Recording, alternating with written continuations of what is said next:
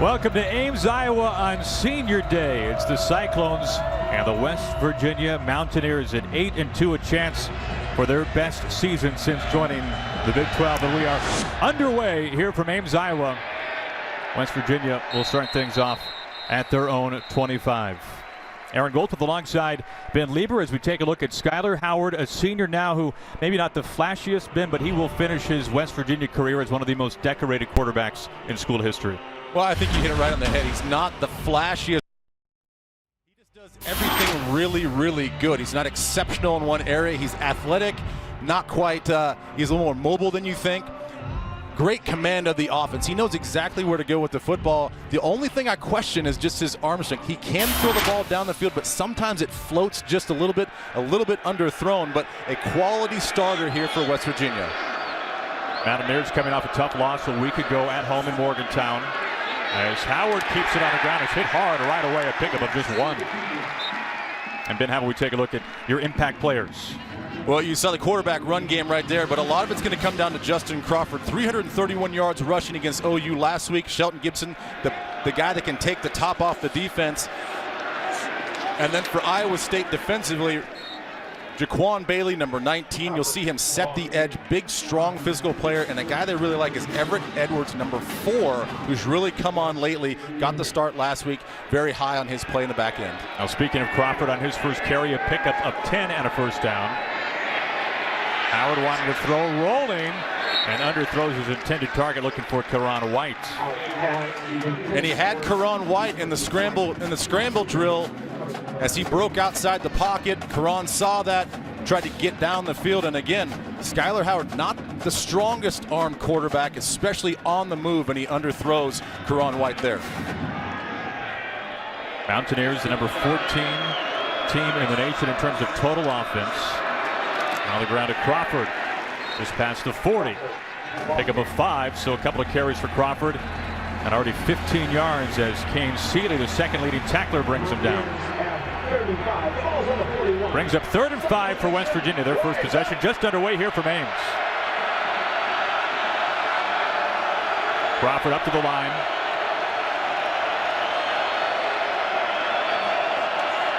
Looking to pass, has some time, pocket now collapsing, and he's brought down. Willie Harvey, the leading tackler for the Cyclones, a loss of 4. And it was a blitz up the middle by Harvey. You'll see him right here just come streaking down into that A gap. The running back picks him up, but the coverage is good down the field. Nobody open. He gets on his feet and causes that disruption and causes that sack. So great job by Iowa State coming out early. They had a corner blitz early on in the series as well. They're coming out pressuring this West Virginia offense. Out of bounds on the West Virginia sideline. Billy Kenny, the sophomore out of Morgantown, West Virginia. Second in the conference in punting. And the question, of course, for Iowa State, which quarterback on which drive? This 2-quarterback system for the Cyclones has paid some serious dividends for first-year head coach Matt Campbell, Jacob Park, Joe Lanning, and Jacob Park, the Georgia transfer, the primary quarterback the last 4 games. 8 touchdowns in that span to get things going. Yeah, he's gotten the call the last few games, and I think Matt Campbell's looking for a little bit more balance. He's a pocket passer, not super athletic, but elusive. He's the guy that I think has provided that spark for this offense to get the run game going and the pass game. Brings Montgomery into motion and into the backfield. Up the middle, completion, and a big play. The first play from scrimmage, he finds Trevor Ryan. Well, I just talked about him providing that spark. He can sit in the pocket. He's getting better each week at diagnosing, and he hits Trevor Ryan up the seam. Gain of 26 to the air once again. A quick hitter this time. Out to Ryan once more. Flag is on the play. And I think they're going to get 13. Dondre Daly, the receiver on the outside that was asked to block on that screen. Watch for a holding call here by number 13.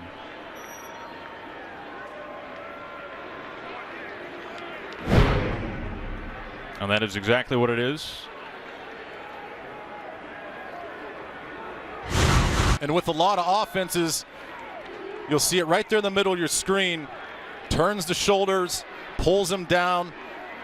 It's an obvious holding call, but a lot of these offenses in college football with so much screen and so much horizontal passing game, these receivers are asked to block so much. You have to be detailed and disciplined to understand when the defender's trying to peel off of you and let go. Makes it 1st and 20 for Park and the Cyclones. Playing their best football of the season. They've won 2 in a row, looking for the first 3-game winning streak since 1989. This one locked it and knocked away. And a double coverage looking for Alan Lazard. This is a matchup that we'll be watching all day. Yeah, we're going to see a lot of Alan Lazard, their leading receiver, and rightfully so. Big 6'5" target right here in the slot. He's just going to run up the seam and kind of bend this thing back to the middle of the field. The free safety just sits and waits. Good job of coverage underneath, knowing that you have a safety across the field. Jeremy Tyler coming over and getting that pass breakup. Tyler, a season best 6 solo tackles last Saturday in Morgantown against the Sooners. On the ground for the first time to Montgomery. Montgomery near the sticks. The start after a pickup of about 10, another flag. Kazir White with the tackle. Well, it's thrown in the vicinity of the offensive line. Probably another holding call for Iowa State.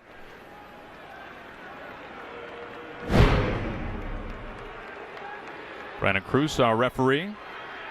And I believe he's calling Brian Bobeck, number 61, the center, on the holding call. Graduate transfer from Minnesota. Began his career in Columbus with Ohio State. A couple of penalties on this drive after an impressive start. Makes it 2nd and 28 for the Cyclones.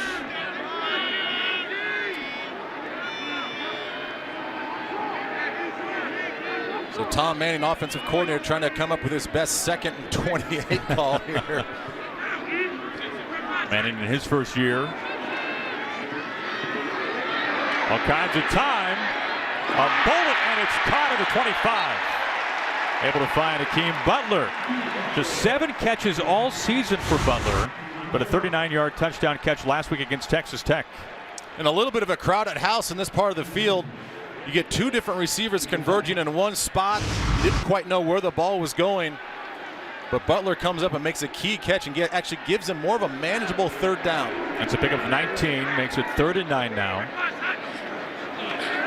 Park to throw again towards his sideline and out of bounds. Looking for Lazard. Well, and again, you saw the special attention paid with Jeremy Tyler, number 2, the free safety coming over the top. They tried to exchange route with Lazard on the inside as the number 2 receiver. He exchanged to go to the outside. They tried to hit him on that front part of the pylon in the end zone. And Jeremy Tyler was there to kind of cause that errant throw as we see Cole Netton setting up for a field goal attempt. This is for 41 yards. He's the most accurate kicker in Cyclone history. And this one splits right through the middle. First possession of the day for Matt Campbell and the Cyclones results in 3 points. As Netton, one of 24 seniors being celebrated today on Senior Day, has helped give the Cyclones an early 3-0 lead.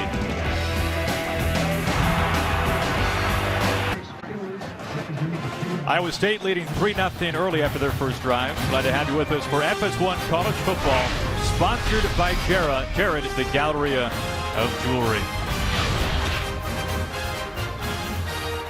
Senior Day here in Ames, Iowa. Final game of the season for the Cyclones. Gibson and Jennings back deep. Francis, the kickoff man with an onside try, taken right around midfield by West Virginia. So a short field ahead for the Mountaineers. Glad to have you with us here in Ames. Aaron Goldschmidt alongside Ben Lieber. And Ben, there's a lot to talk about in this game. It starts with the 2-quarterback system from Iowa State. What are you looking for the most in this game? Well, to see if they can keep the success going. They kind of started slow in the season, but with Jacob Park and Joe Lane now at the quarterback position, Jacob's going to throw the ball over the place. Joe Lanon's going to be that red zone kind of running threat. And I also want to see how this West Virginia defense responds. They got shredded last week a little bit in the run game by OU. Iowa State not quite as prolific running the football, but very aggressive defense. They have some big-time corners. I want to see those guys match up as well. 1st and 10 at the 49. On the ground, Crawford is already having a strong start to the day. Enters this afternoon 70 yards shy of 1,000. He picks up 6 on first down. Well, you see the obvious negative result of attempting an onside kick. Look at the field position that West Virginia has to work with. Back on the ground, they stick with Crawford, trying to find the edge, and he's wrapped up at the 40. His shortest gain of the day, picks up 3. What do you make of this rushing by direction for West Virginia on the season? You know, this is actually kind of a deceiving stat because, yes, a lot of things hit up the middle, but with this zone read action, a lot of times it's flowing to the left, but they'll cut it right down the middle of the field and actually hits in that right B gap between the right guard, Kyle Bosch, and the right tackle, Marcel Lazard. Those guys doing such a tremendous job of creating seams for the running backs. Howard under center, gives off to Crawford, just needed a yard. Iowa State thinks he didn't get there. Once again, it was Kane Seeley, the first to meet him. Crawford entering today 5th in the nation, averaging 8 yards per carry. Did not pick up any ground. 4th and 1. Skyler Howard straight ahead. I'm not sure he got it. He was so high when he went over the pile. And they say he picks up just enough. Look how high he goes over this pile and gets hit right at the sticks.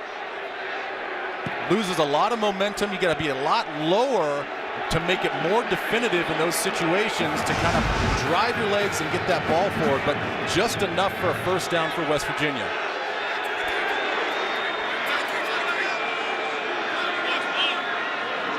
First and 10 for Skyler Howard, second possession today for the Mountaineers, as Crawford gets bottled up this time.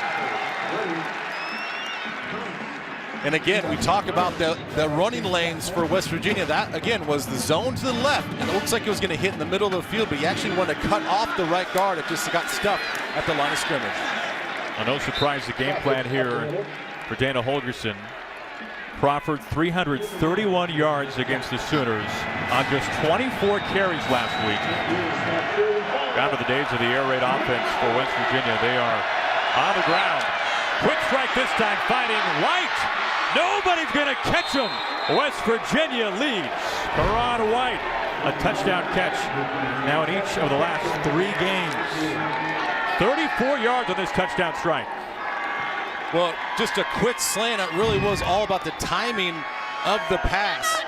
Right when he comes out of his break, Skyler Howard's foot hits the ground, gets the ball out, and really because it was such a quick strike, nobody on defense could readjust, put their foot in the ground and make a clean tackle. So a quick response after the botched onside kick for Iowa State.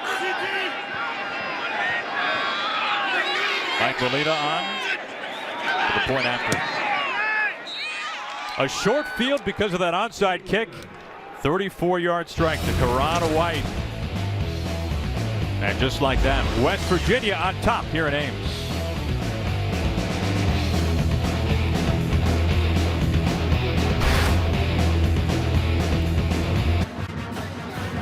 Number 18, West Virginia taking the lead 7-3.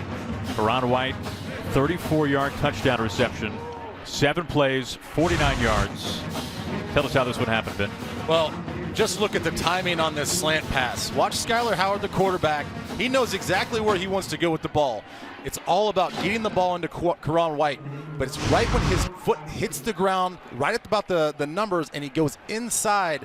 The timing of that route is what set everything up, and that's what makes Skyler Howard so good in this offense. He doesn't do anything excellent or excel at one particular thing. It's just he's a great understanding of his receivers, of where the ball is supposed to go, and he does it with timing. Molina boots things away. Mwangu returning their short kick. And he's wrapped up at the 30 after a return of 17. All right, Ben, how about we take a look at your 4 keys to the game today? Well, I think it's all about ball security, really, for both teams. West Virginia in their losses, they've had 7 turnovers to Oklahoma State. In Oklahoma, they have to secure the football, especially on the road. And both teams, they want to live by running the ball. I know it's kind of cliche, but they're very good at doing that. So you get David Montgomery for Iowa State running the ball, a young freshman that they're so excited about from Cincinnati. He's getting better with each game. He can be a true playmaker for them. We've already kind of talked about the 331 rushing yards for West Virginia last week. And Montgomery, 7 yards a carry 2 weeks ago in Lawrence against the Jayhawks. Park on his second drive. They hand to Montgomery, and he's met at the 30. Al-Rashid Benton, season best 14 tackles last week against the Sooners in the mix.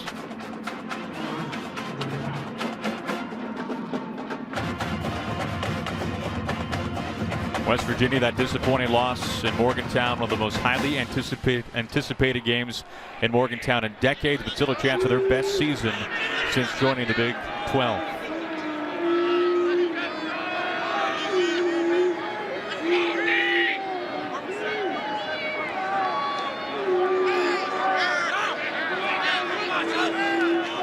On 2nd and 8, down the middle, and catch made right in front of midfield as he finds Adam Lazard. Lazard now a catch in 35 straight games. Every game he's ever played. Lazard, watch the shake on the break. Right there. Got Jared Harper's feet to stop, cuts it on the inside, and Park delivers. On the ground of Montgomery. Montgomery able to spin forward. Picks up 9. And our impact players when the Cyclones have the ball. Well, you saw the guy right there, David Montgomery, young freshman that they really like, very explosive, and Alan Lazard, 6'5" target, one of the best receivers in the Big 12, if not the country. David Long, another young player that we're going to talk about throughout this game for both sides. They love his instincts, his aggressiveness as a linebacker, and Rasul Douglas, number 2 in the country in interceptions with 7. You should see a lot of Lazard and Douglas matched up on each other. Mike Warren in the backfield this time. Cyclones leading rusher, but his role limited in recent weeks. He gets the carry here and is bottled up, not going anywhere. No gain of the play. Jared Harper, 3rd leading tackler for the Mountaineers. Of course, it was Harper last year who took over the role for Carl Joseph once he was injured. Well, and for Iowa State, I mean, everybody's doing this running back by committee, but how nice is to have a guy like Mike Warren, who was the freshman offensive player of the year for this conference, to be your kind of backup number 2 running back. He's in there again. On 3rd and 1. Ball is loose. And West Virginia looks like they've fallen on top of it. Justin Arndt, leading tackler for West Virginia, able to poke it free. And they're saying this is not a fumble. I did hear a whistle. Probably a quick whistle, so we'll take a look. I don't know how that's not a fumble. And you can see Christian Brown falling on top of it. It was his own knee that hit the ball out of his hands. They're tending to an injured player, and I think they're going to get this straight. A lot of confusion on the field as whose ball it was. You can see Mike Warren just talking about him, really hobbled.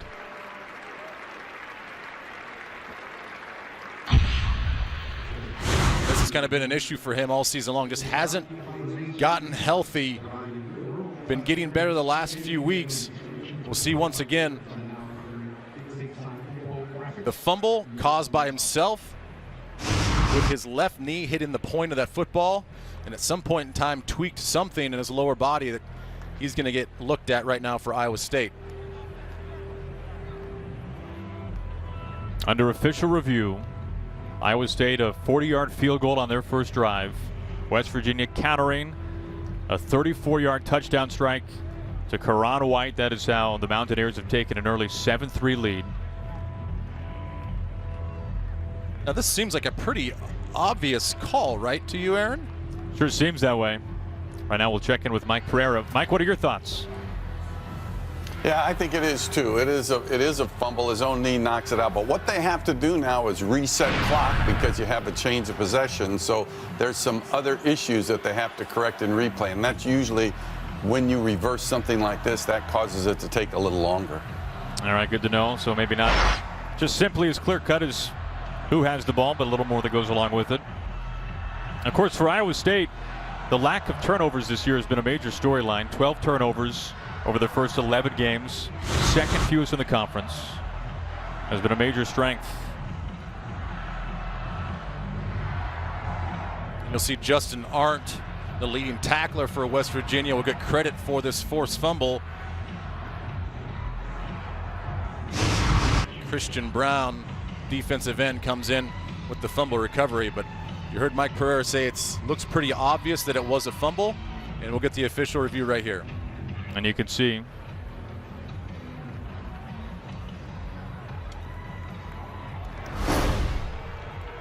this call is reversed. A fumble on the play by Warren, who was banged up on the play as well. And we apologize for the microphone issues, both on the telecast and here inside the stadium, as well as Brandon Cruz, our official. Hopefully get that worked out. That was a rare turnover for Matt Campbell and the Cyclones.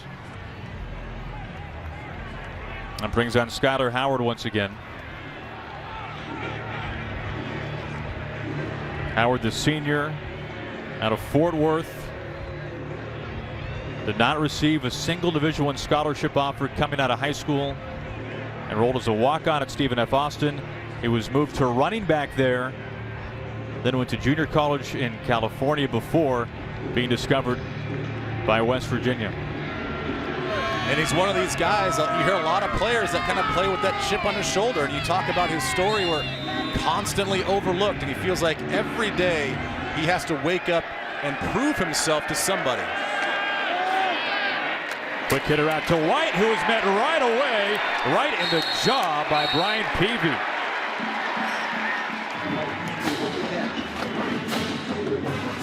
A pickup of 3, but he paid the price. Well, it's going to take tackling like that with these athletic receivers, especially Dakeil Shorts. Once he gets the ball in his hands, very tough guy to bring down.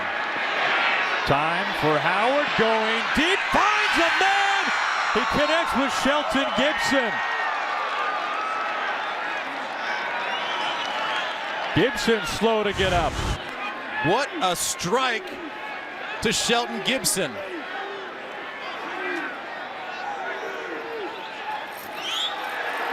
Ooh, that's going to be a tough call.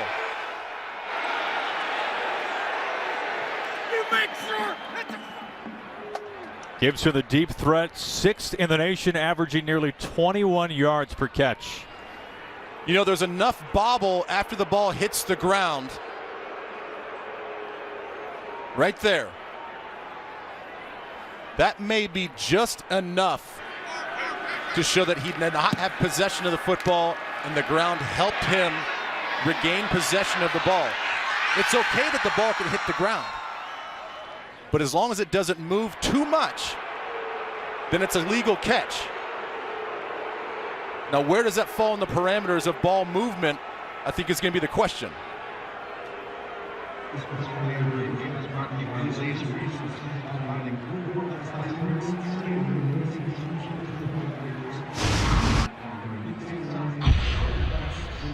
Gibson hit the deck hard. Well, you can see.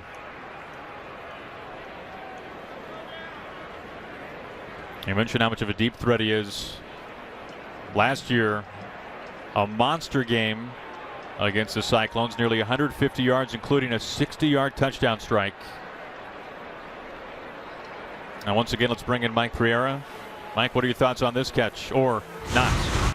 Well, you know, we keep looking at it here, and you've got the left hand on the ball, and then, you know, the ball does go to the ground, but does he lose control of the ball after it hits the ground? You know, I'm with the old stands as your friend, and if they ruled it on the field as a catch, which they did, I'd be inclined to leave it as a catch.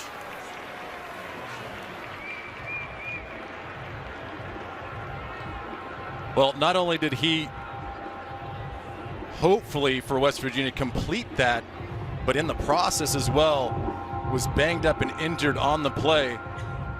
They tended to him for a while. He's kind of slowly walking off the field now, but what a great individual effort. And let's not forget about the throw from Skylar Howard. What a beautiful touch throw to put that in a spot where only Shelton Gibson can go out and get it. Jamal Wiltz, number 17, one of their best corners, was in trail position. And it doesn't matter if he's right on his hip or not. The ball placement through Shelton Gibson, who is one of their fastest players, if not the fastest player on their team, to accelerate, extend, and hopefully come down with this football. What a great individual effort.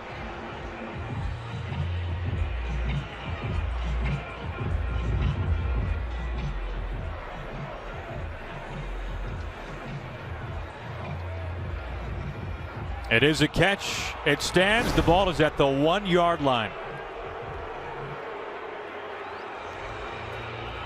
And for West Virginia's sake, hopefully Gibson is okay. That's a gain of 50 yards. Of course, Russell Shell not active today. An ankle injury, just 1 carry over his last 3 games.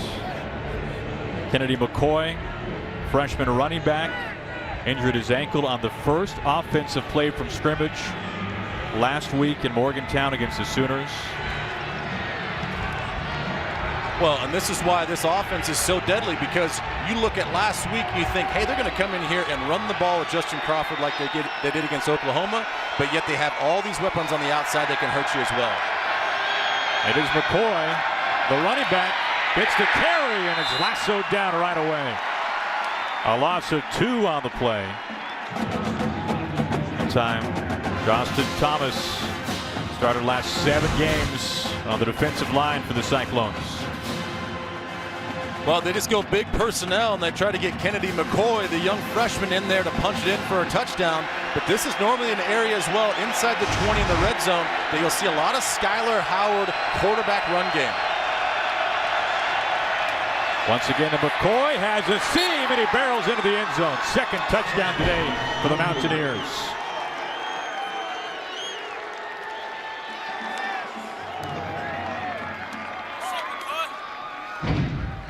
Well, I talked earlier just about how big and strong these guys are up front. That's Kyle Bosch and Marcel Lazard. They love to run behind those 2 guys, either on the read option to the left or directly right behind them on the right side. They do just enough to push Iowa State's front 7 off the ball and punch it in for a touchdown.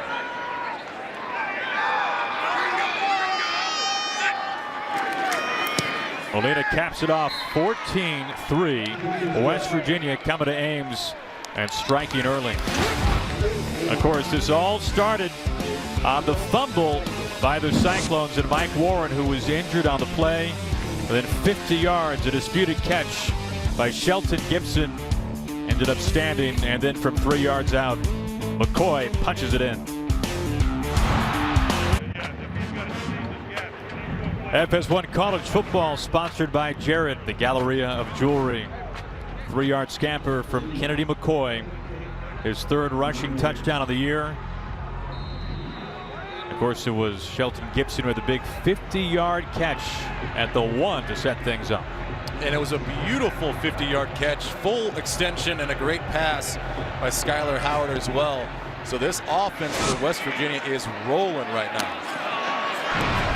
Nwangu on the return to the 30, beats a man.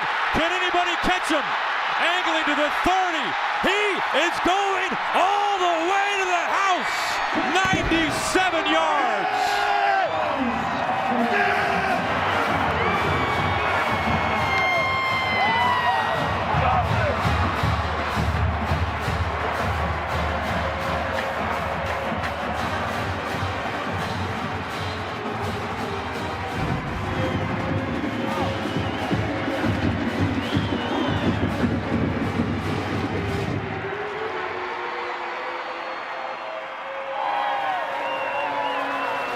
How about that for an answer? Well, that's the best answer you can come up with. You get your track star running back, one of the fastest guys on the field. You get a right return that's set up beautifully, and he makes one guy miss, and that's the kicker, and he's going to win that every single time. And then you saw the finish. Again, track speed, a 6'10" high jumper, explosive. He showed every bit of his athleticism on that return. Netted with the point after. 14-10 game all of a sudden with just under 5 to play in the first quarter. We'll just take a look. It's going to be pure speed. Look how well the blocks are set. And right there, that's the one tackle that he had to avoid. and that's the kicker. And you're going to catch a lot of heat in the room if you get tackled by the kicker in that situation. With his athleticism, straight down the hill. Look, all the hips are turned to the running lane. And he takes it to the house, and that's the answer. West Virginia had a lot of momentum. Iowa State came out after they scored a field goal. They tried the onside kick. It didn't work. Quick score by West Virginia. Another quick score off a fumble from Iowa State. And you needed to find an answer from Iowa State, and they got it in the return game. Matt Campbell loving it his first year here at Iowa State, trying to finish the season with a 3-game winning streak. It would be their first since 1989. Third longest kick return in program history.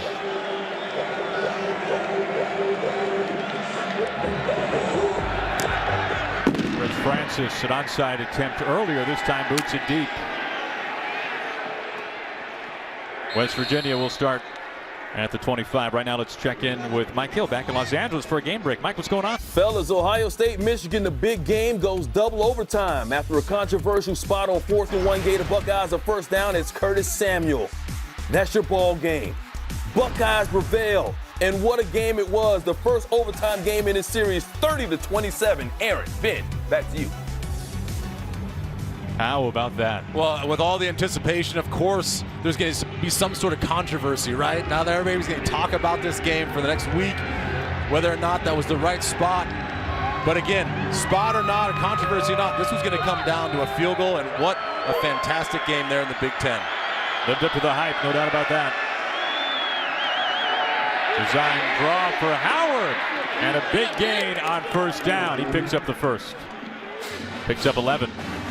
Well, this whole quarterback run game was just set up by watch Howard and the way he uses his shoulders to kind of fake the throw to the outside. That sets everything up with the linebackers on the second level, had to go flat-footed, and he takes it downhill from there. On the ground once again. Martell Pettaway getting the carry, his first touch, picks up 4.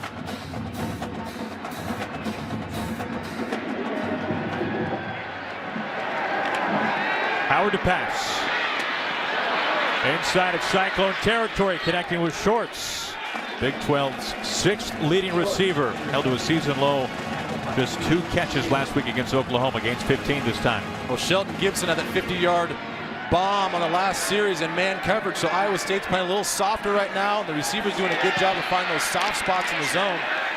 As we see Big Willie Harvey come up and lay a big old stick on Skylar Howard. There's another young player for Iowa State, a linebacker out of Hastings, Florida, that has really come on strong, runs really well, hits extremely hard, as you just saw there. On 2nd and 8, Pettaway remains in the backfield. And they hand off to Pettaway, ripped down by the ankles. Tremendous penetration. Kamari Kanamoya, an enormous week last week against the Red Raiders. A pick 6, a forced fumble, a fumble recovery, and a big stop there to make it 3rd and 7. Well, and that's how Cotton Boy can be so dangerous. You just talked about the big interception last week, but can also come down in those running lanes and get some stops near the line of scrimmage. Howard, pocket collapses, and he's wrestled down.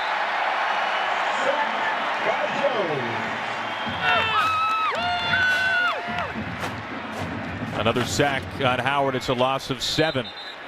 Well, it's really going to be the inside slot blitz. It kind of throws the coverage off for West Virginia, not understanding. They do a good job of Iowa State disguising that blitz. They didn't show it. They didn't show their hand. They didn't show the coverage. So when the blitz comes and everybody rotates on defense, confuses Skylar Howard, no place to go, and Iowa State's defense comes up with a huge 3rd down stop. Austin Thomas, the senior out of Atlanta, shaking up on the play. Timeout on the field. Will step aside from Ames. Winning 5 in a row, only losses on the road at Michigan and at USC. What a season in Boulder. I really don't think it's a story that's talked about enough nationally, just where they've come from, where they've been. You know, when they're in the Big 12, I mean, I'm a K-State guy. I love playing in that venue and that team. And really, since they went to the Pac-12, they haven't done much. Now this resurgent is such a great story there in Boulder, Colorado. That's been remarkable. Matt Campbell in his first year, youngest Power 5 coach, just 36 years old, coming over from Toledo. Fantastic run there. How about this? Cyclones have a chance as their season ends today for their first 3-game winning streak since the end of the 1989 season. And what a week it was here in Ames last weekend. 66 points against the Red Raiders, you can see, setting program highs in numerous categories. And they have a top 40 recruiting class already for next year, which is the highest ranked recruiting class that they've had ever here at Iowa State. And that's all because of Matt Campbell and the way that he can recruit and the energy and the passion that he has as a coach. Once again, it's Park to lead the offense on this drive. Complete to the 20. And a first down as he finds Trevor Ryan, once again the former walk-on. How about the athleticism from the umpire right behind the linebackers? Had to get out of the way. Did a little tuck and roll to get out of the way, but a nice opening play for Iowa State. Everybody's on their game early on. Lazard in motion. Park with plenty of time. Aiming, knocked away. There's Rasul Douglas all over Lazard. He was all over him. Rasul Douglas, we were told, is going to match up against their best receiver right here and right there all game long. A 6'2" corner, and Douglas all over him. Pass was telegraphed just a little bit, but he does such a good job of keeping his inside leverage. And then once he does that, he has one break to make when that ball's released.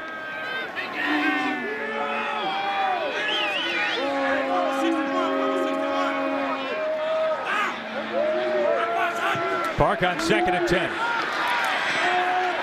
Again to throw. What a catch by Lazard. Open field ahead outside the numbers. Lazard being chased by Jeremy Tyler and taken down to the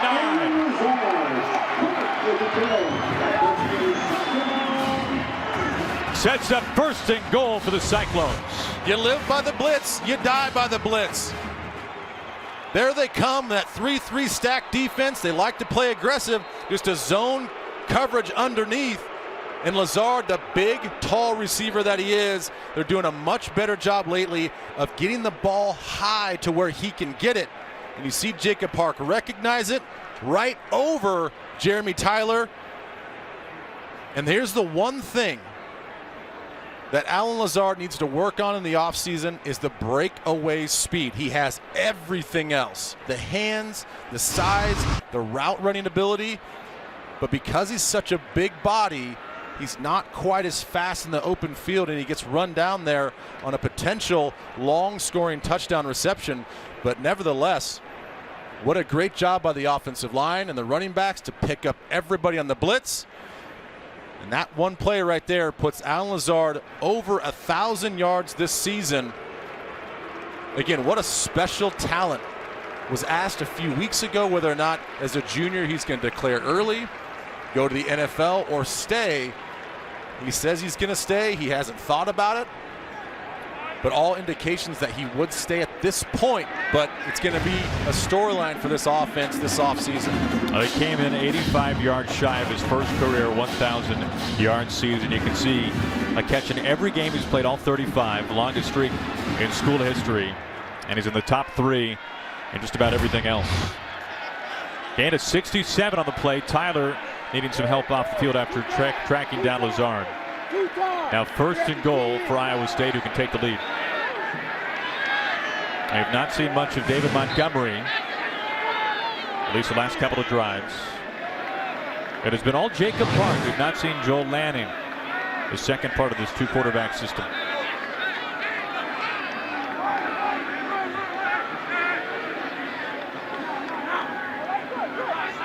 From the 10-yard line. Park keeps it himself and is going nowhere. Justin Art, the tackle. Now this season, Iowa State has been sensational in the red zone. You can see what they've been able to do, scoring on Just over 92% of their red zone possessions. Second in the conference, 11th in the nation. And a lot of that has to do with Joel Lanning and his new role as backup quarterback, but also big-time running back in the red zone. Park to pass. Has time. And it's incomplete, knocked away in the back of the end zone, looking for Sam Harms, his first target today. And Kaiser White, the junior out of Pennsylvania, all over him. Again, time to throw. Guys doing a good job up front. And you see the back arm of Kaiser. That's what the crowd was wanting, to get a flag for pass interference. But Sam Harms can't come down with that interesting target, because Sam has struggled this year catching the football. Park had a lot of time. He fit it in the tight window, and he just couldn't come down with that touchdown grab. On 3rd and goal. Park scrambling to the back of the end zone. Incomplete. Had his eyes set on Dondre Daly. So it looked like a chance for the Cyclones to take the lead. They will call on Netton once again. We'll see the coverage right here on Al-Azhar. Usually a big-time go-to target because of his size. Not much going on, and surprisingly no Joel Lanning there in the red zone for Iowa State.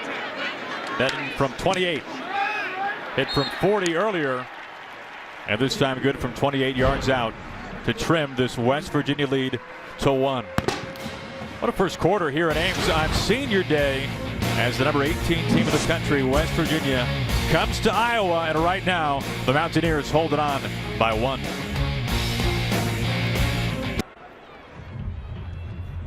Now for Iowa State, the kickoff return from Kene Nwangu for 97 yards, helping to trim the deficit. Now a 28-yard field goal by Cole Netton, his second field goal of the day, has brought Matt Campbell and the Cyclones within 1 of West Virginia. And you're surprised, and rightfully so, that we did not see Joel Lanning on that drive. Yeah, I really was. I mean, after the 5-touchdown rushing performance last week against Texas Tech, I just really thought that you get inside that 20, and why not use one of your best weapons as the extra runner, as your big quarterback, Joel Lanning, to come in there and try to punch it in there. But obviously they chose a different route and had to settle for a field goal. We have not seen any of Lanning so far today. Meanwhile, offensively for West Virginia, this is a pretty balanced passing attack in terms of the pass catchers. You can see here 4 receivers, all with at least 30 grabs on the year. Well, and this is the thing that you hate to see as a defense as you're getting ready to prepare for a team like West Virginia, is they will throw the ball all around. The ball distribution by Skylar Howard, and then a lot of different type of receivers. Da'Keil Shorts is like a tough running guy, hard to bring down, and then you get guys like Shelton Gibson that are just straight fast, that can get down the field and take the top off. So variety of different skill sets, a lot of different weapons for West Virginia. They hand to Wellman. Just 11 carries on the season. None the last 2 weeks. He picks up 2, brought down by Jaquan Bailey. And Wellman's gotten a few more carries because Shell's injury the last few weeks. Kennedy McCoy's been banged up as well, so they're using the fullback a lot in the run game. Back to Petaway, first down. And it's finally shoved out of bounds. The flag is down. We have not seen Justin Crawford last couple of drives.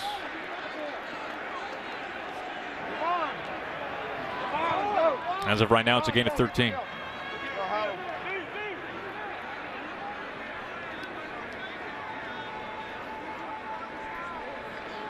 Holding, offense, number 1, 10-yard penalty from the spot of the foul. It's 2nd down. On Shelton Gibson. Well, check out the right side of your screen. That's Gibson right there, lined up against Jamal Wiltz. And once again, these receivers are asked to block a lot in college football these days, and they have to do a better job and understand when the defender tries to pull away to make the tackle, it's best just to let them go rather than get the 10-yard penalty. Brings up 2nd and 15. Petaway trying to find the edge, and he does. Has the first down before he's bulldozed out of bounds. Kamari Cotton Moya, but too late. It's a pickup of a dozen. That does things here in Ames in the first quarter. What a first quarter this has turned out to be. A couple of big plays on both sides as we step aside from Iowa. West Virginia on top, 14-13.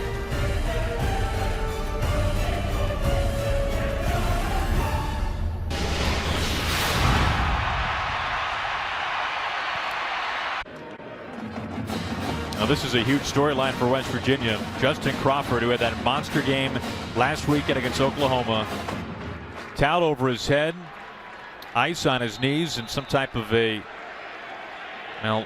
cast from the sideline as well, a brace of support, as he is not playing in this game.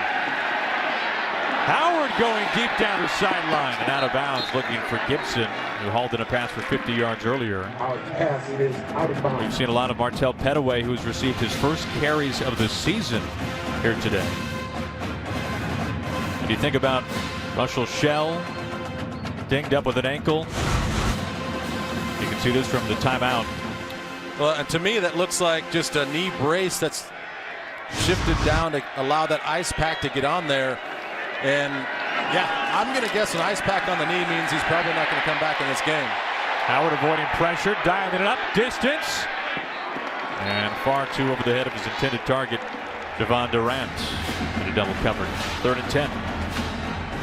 What a first quarter this was here from Ames. We take a look at our first quarter stats. Well, so much through the air, and again, I think the Justin Crawford injury has a lot to do with why West Virginia is not running the ball a little bit more. But for Iowa State as well, I thought they'd come out running the ball more, but Jacob Park's done such a nice job with some big plays to keep Iowa State in this game. But Ball start. Offense. All 11 players were not set prior to the snap. 5-yard penalty. 3rd down. Well, no need to single anyone out. yeah, you don't want to go through all the numbers. 3rd and 15.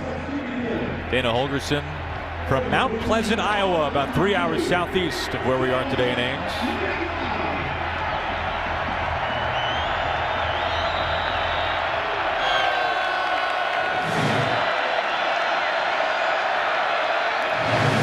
On 3rd and long, they go to Pettaway. Pettaway still churning forward. Able to barrel forward, but not enough. Brings up 4th down, picks up 9. Well, typically in these 3rd and long situations, as a defense, you're looking for screen or draw. That's their version of the draw, just the read. And right there, huge hit, but he falls on Jay Jones, number 12, and knee does not touch the ground. Allows him to pick up a few more yards, a little bit more distance for the punter, as Iowa State does a good job defensively of getting off the field. Trevor Ryan back deep to return for the Cyclones as Kenny boots it away. Ryan from his own 9, having to give ground to try to gain ground. Big block. 30, spinning, and he's taken down at the 36-yard line. Well, check out Josh Jawless, number 31. He's their special teams demon with the key block right there. Oh. You have to have your head on a swivel when you're chasing down those returners.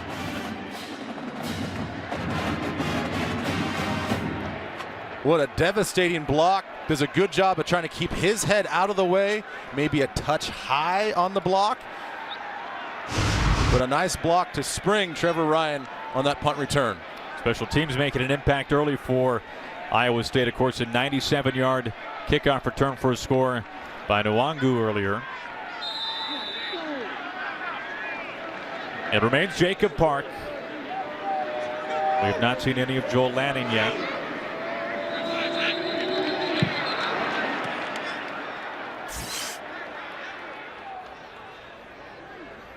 They might get the quarterback on this one. Offense, number 8, 5-yard penalty, 1st down. Deshaunte Jones. You thought that could have been Park? Yeah, it kind of looked like he stutter stepped just a little bit before the ball was snapped. But one thing to watch out for too as well is tendency-wise for Iowa State, whenever they take Sam Harms, you'll see him up here. He's not going to run this play, but the tight end, when he motions back in the backfield, a lot of times it's quarterback run game. They send Ryan in motion. Park overthrows his intended target, looking for Montgomery out of the backfield. All right, now let's go back to Los Angeles. We check in with Mike Hill for a game break. Mike? All right, the #1 team in the nation, of course, is Alabama taking on Auburn. Huge rivalry, the Iron Bowl. Bama, first touchdown of the game. It's the true freshman. Jalen Hurts finds his running back, Damian Harris, out of the backfield. 17 yards, gets him 6. And Bama on top, 10-6 in the second. Aaron, Ben, back to you. All righty, thank you, Mike. It's not often that game is as overshadowed as it has been today, this year. Right. Well, Auburn struggled a little bit this year and not quite the team that in the matchup that Ohio State and Michigan would be. Did not get the snap off. Well, they call a timeout. First charge timeout. Iowa State, timeout on the field. A timeout on the field here from Ames, Iowa. Got a good one here between the Cyclones and the Mountaineers. Welcome back to Senior Day here in Ames, Iowa. 14-13 West Virginia, the number 18 team of the country on top. As we take a look at the current Big 12 standings, sponsored by Sonic, the official sponsor of the Big 12 Conference. Oklahoma and Oklahoma State. It'll be bedlam next week to decide the conference champion. And of course, West Virginia, their only 2 losses on what has been a fantastic campaign so far. Dana Holgorsen and the Mountaineers, their only 2 losses to those 2 schools. To those 2 schools, and really you look at those games and they kind of shot themselves in the foot with 7 turnovers, 4 against Oklahoma and 3 against Oklahoma State. So you take away those and they can make it more of a game and compete possibly for a conference championship. But as we go back and just kind of quickly revisit that, those 2 teams are playing for the conference championship, and that's the big worry, is without going to 12 teams, is if they have the conference championship that they're going to have next year, they could play back-to-back weekends, and the last one truly being for the title. How would you like that as a player? I don't mind playing repeat teams, just not back-to-back on consecutive weeks. After the carry by Montgomery, 3rd and 8. On play action. Park, a bullet, and it's caught by Butler. To the 45, moves the chains. Gain 17 on the pass play. Well, you just said it. It was the velocity of which Park threw that got that ball to Butler. That's the reason that he made the play. He telegraphed it. He knew exactly where he was going to throw. Good coverage, but it was so fast that it got there, the defender couldn't make a play. After the first 3rd down conversion on the afternoon by the Cyclones, they hand to Montgomery. Adam Schuler, who began the season in the 3rd down package for West Virginia, has gained playing time. Makes a stop, but after a gain of 6. Well, and a wholesale changeout really for Iowa State skill-wise, as Lazard and a whole package of receivers come off and a new package comes on.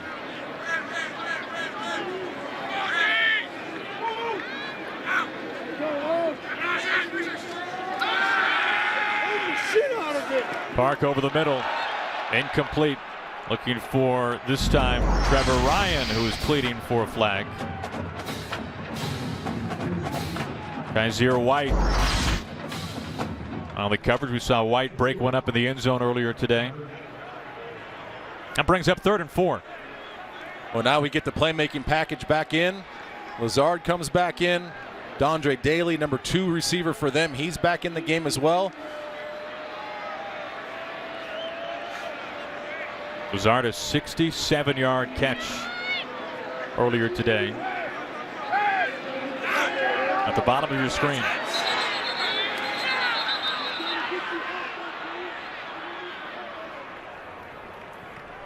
Play clock was winding down. Second charge timeout. Iowa State, timeout on the field. Second time they've done that this drive, this quarter. Will step aside. West Virginia leading. Time to get caught up on the touchdown drives so far today in the first half. They began. Karan White, 34 yards for the touchdown strike, a touchdown in 3 consecutive games for the Mountaineers wide receiver. Then Kennedy McCoy, just 1 snap last week before injuring his ankle, a short touchdown scamper. This was anything but short. 97 yards. Kennedy Wangu able to answer right back. Iowa State chipped in a couple of field goals as well. As the Musket and the Mountaineers have traveled here to Ames. Let's go, Mountaineers! And this game really has been all about just big plays. Big plays on both sides, offensively, special teams like you saw there with Nwangu on that 97-yard kickoff return. So exciting plays so far in this game. There's still a lot of game left to play. Park gets rid of it quickly and swarmed Trevor Ryan. No gain on the play. Trying to set up the screen. Kaiser White, we said his name a lot so far here in the first half. And this is what this 3-3 defense allows you to do, is get a lot of guys around the ball when the ball's thrown. With 3 defensive linemen, you get 1 extra guy, kind of a nickel hybrid type player, to rally to the football in some of these shorter throws. That's the reason why they run this package, especially in the Big 12, is Iowa State's not going to line up and go for it on 4th and 4.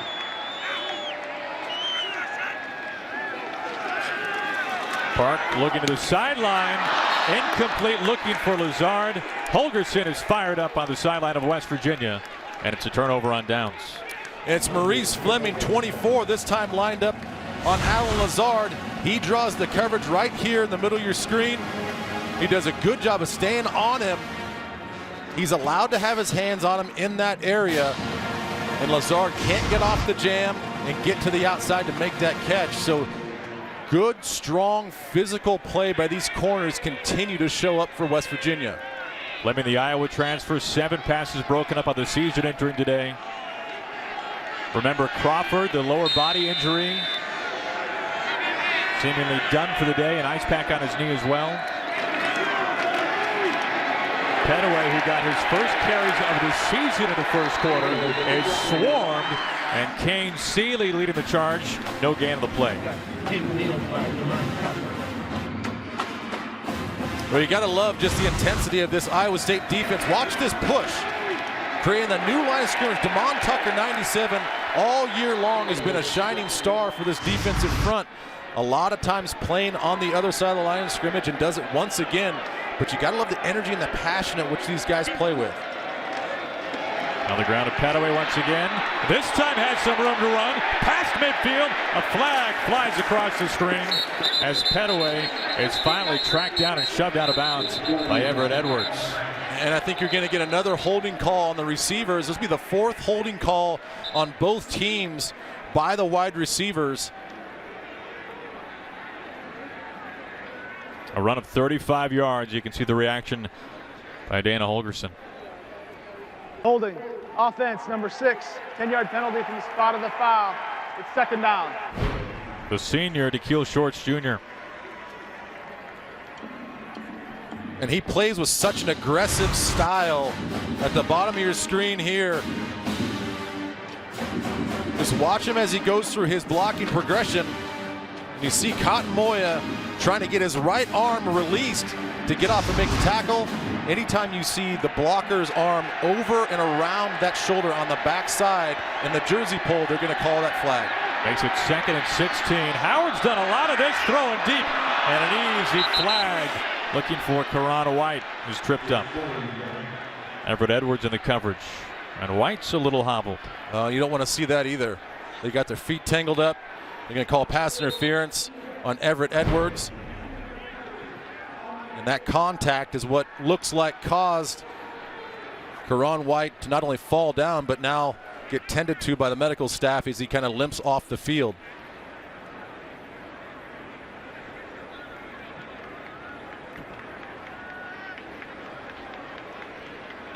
White with the 34-yard touchdown catch in the first quarter. He's tending to his right ankle. And because of the feet got tripped up, he actually tripped over himself. Left foot coming across and kind of tweaking that right ankle. But that's a big blow. He's already had one big reception down the field in the first quarter. One of their fastest, speediest wide receivers. Again, they try to hit him over the top, trying to gain that separation with the speed. But you lose him. And now you got to go on to Shelton Gibson. DeKeel Shorts has to step up. Javon Durant, he has to step up as well. You see the injury and the pass interference once again to Karan White. Needing a lot of time.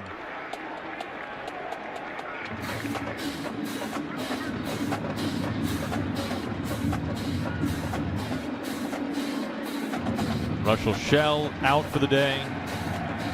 For Shell, just one carry now over the last 4 games, including today. Crawford is seemingly done. As you can see, the penalty breakdown. First defensive penalty today by either side. And now tending to White on the sideline. 1st and 10 at their own 48. The hand to Petaway inside Cyclone territory, where he's met by Iowa State's leading tackler Willie Harvey after a pickup of 4. Well, it's those type of runs too that you're going to miss Crawford and Shell, because they do such a good job in traffic of making people miss. And I don't think Petaway has that skill set in him. A little bit more of a downhill runner. So it's a big benefit for this defense to see those guys not on the field.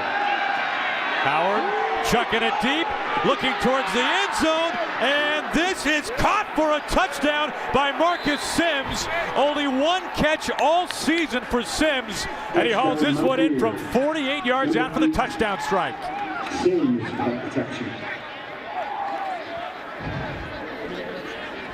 Well, just when I say someone has to step up with Karan White going out, you see Sims just a straight 9 route, a go route on the outside, and you could not place that ball any better than Skylar Howard just did. That is 2 huge, impressive deep throws for Skylar Howard, and especially from the left hash mark all the way across the right side of the field. Touchdown passes of 34 of 48, had the 50-yard connection to Gibson, who was tackled at the 1-yard line. 21-13 West Virginia as Molina splits the uprights. Only catch this year for Sims came back on October 1st versus Kansas State. How about this one for 48 yards?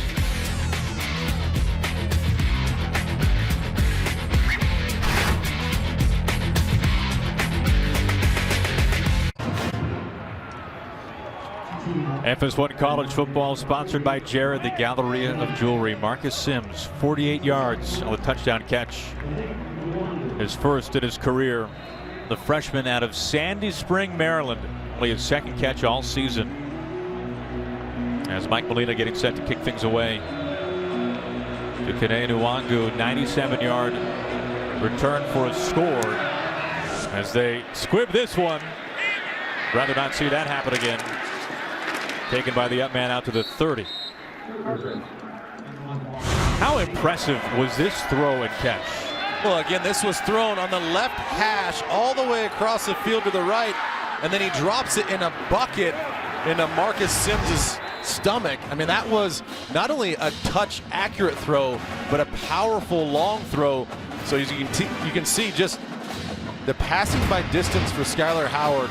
A lot of deep balls. He's got a lot of weapons, a lot of speed out there, but also, again, he can throw it short. He has that decisiveness, that quick delivery to throw those balls underneath and have his guys go out and make plays as well. And we've seen him crank up the deep ball a number of times already here in the first half. It remains Jacob Park in a quarterback. We have not seen any of Joel Lanning. Remember last week against the Red Raiders, Lanning over 170 yards on the ground and 5 rushing touchdowns as they hand to Montgomery for a pickup of 5 on first down. And this is where Iowa State, I think, needs to stay with their run game. They're very efficient running the ball. David Montgomery is getting better and better each game. Don't panic at this stage of the game. Just keep plugging away. Pick your spots to throw, but continue to pound that rock. Play action, finding Lazard, who's met right away. Lazard picking up the first down. And do things like that. We talk about it all the time in football. If you can establish some sort of run game that opens up the play action pass, Lazard wins off the line of scrimmage. And it's a nice couple plays here for Iowa State. Quick hitter out to Deshaunte Jones. Jones, the 2nd leading receiver, freshman out of Cincinnati.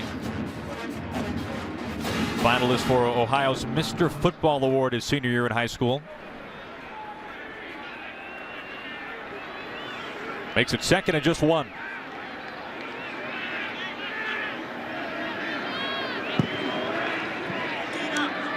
Park last week, 14 of 18. A couple of touchdowns against Texas Tech. Into the belly of Montgomery, changes direction, has a first down, and is knocked out of bounds. First rushing first down today is Rasul Douglas. Forced him outside the perimeter. Gain of 11. Well, and just watch what David Long has to do. He's got to stay on the backside of this defense. Patient, patient, patient, but watch the cutback.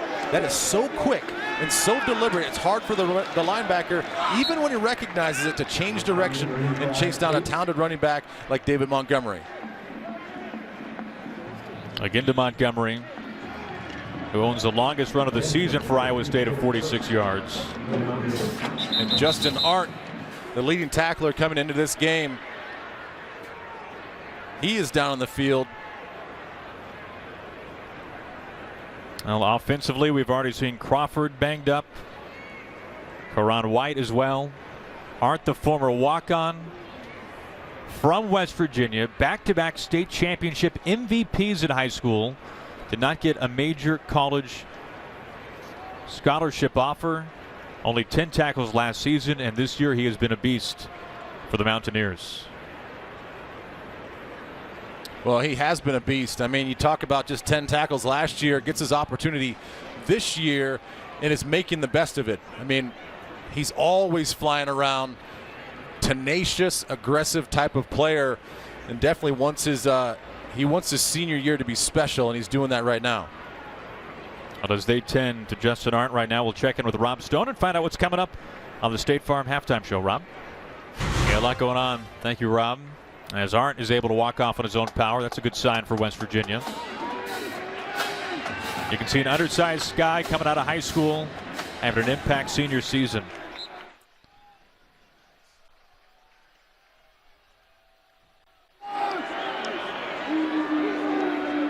Lazard in motion.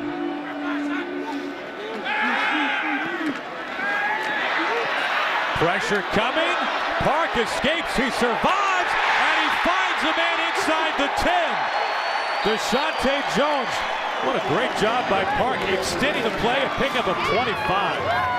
Not only what a great job by Park, but what a tremendous job by Deshaunte Jones of recognizing, once again, scramble coverage, a scramble situation. Breaks off his route and finds that little void up against the sidelines. And that's what's special about Jacob Park.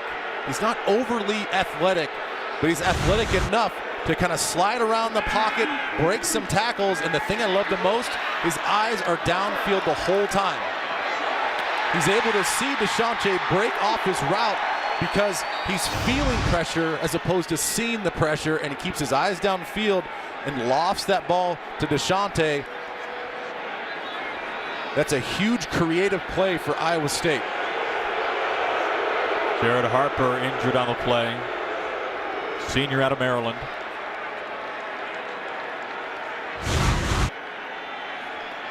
Take a look right here, and he'll break it off right about there. His route stops, but he looks back. He sees his quarterback in trouble, and he goes up the field on the sideline and finds that little void. Again, that's where Park has really been a spark for this offense, because he does a better job than Joel Lanning of keeping his eyes down the field and keeping plays alive. And here we see the first appearance of Joel Lanning. Last week, 5 rushing scores against Texas Tech. He keeps it. Lanning with a flag coming in, moving the pile, and Lanning bulldozes his way in. We'll see what the flag is.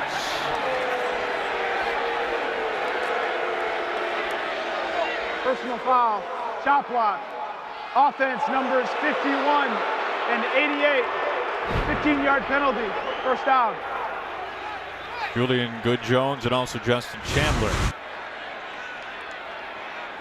Well, there they are, right there's Chandler.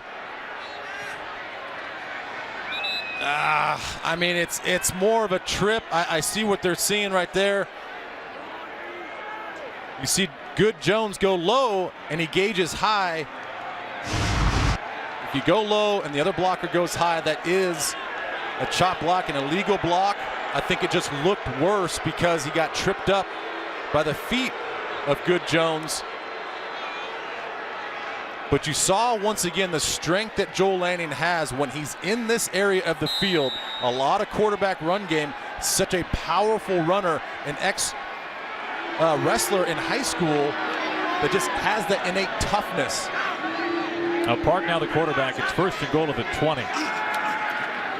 Park to pass. Now scrambling. A bullet is taken low as Montgomery is able to drop to his side and make the catch. And they're going to say that ball hit the ground. Pass. It's 2nd down. Here we have a good look at it. Or not.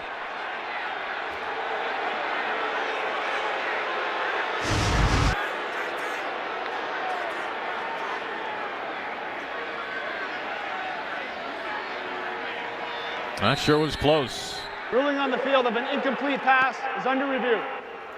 Well, that one view that we had looked like arms were underneath and the ball never hit the ground. But immediately the side judge from across the field waving incomplete pass. He probably had the best look at it.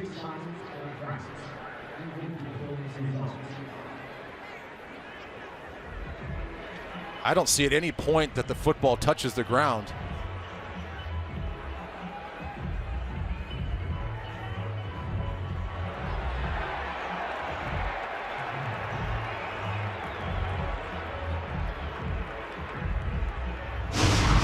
Now that to me looks like a clean catch. A good enough angle? Well, I think that's going to be the deciding factor is there enough, because they called it incomplete. Is there enough there to show that, and I believe that there is. I believe this angle right here shows all that you need to know. Hand, arm, forearm underneath the ball, on the ground. The ball never touches the ground.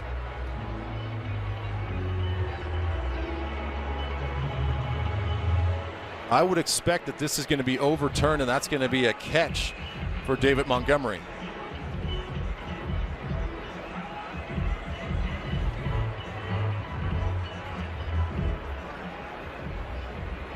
We find out. After reviewing the play, ruling on the field of an incomplete pass stands as called. It's 2nd down.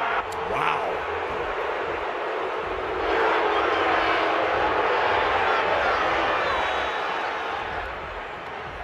Second and goal of the 20. Seems like it's a matter of finding something to overturn that because of the camera angle. Well, I would agree, and if I were an Iowa State fan, I would probably be booing as well in the stadium. They do not like the call, and based on the angles that we saw, obviously was not enough to overturn the incomplete call on the field.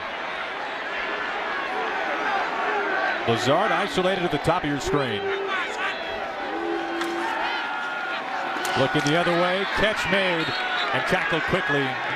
Andre Daly hauls it in, 3rd and goal. John Walters applying the hit. You know, that's really been an area expertise for West Virginia's defense. Is not only are they fast and aggressive, but they're good, sound tacklers. You see Sean Walters come up there, a one-on-one situation, goes low and makes the sure tackle and forces Iowa State in a 3rd long situation. 3rd and goal from the 15. Park stepping up, now stepping out, throwing on the run, looking for Lazard.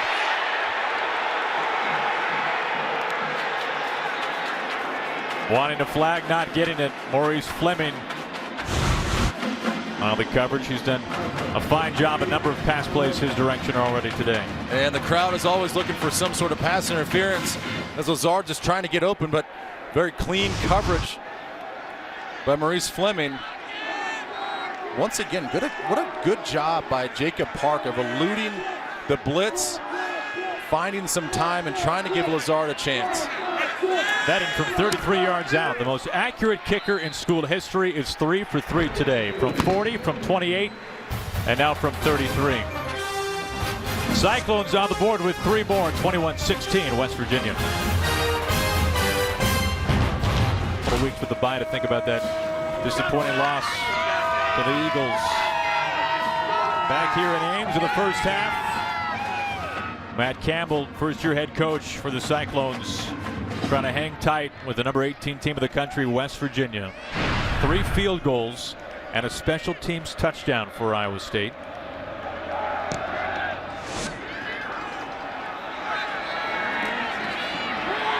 The return bobbled by Gibson, trying to recover. Flag comes in, and Gibson gets out past the 25. Flags on the play.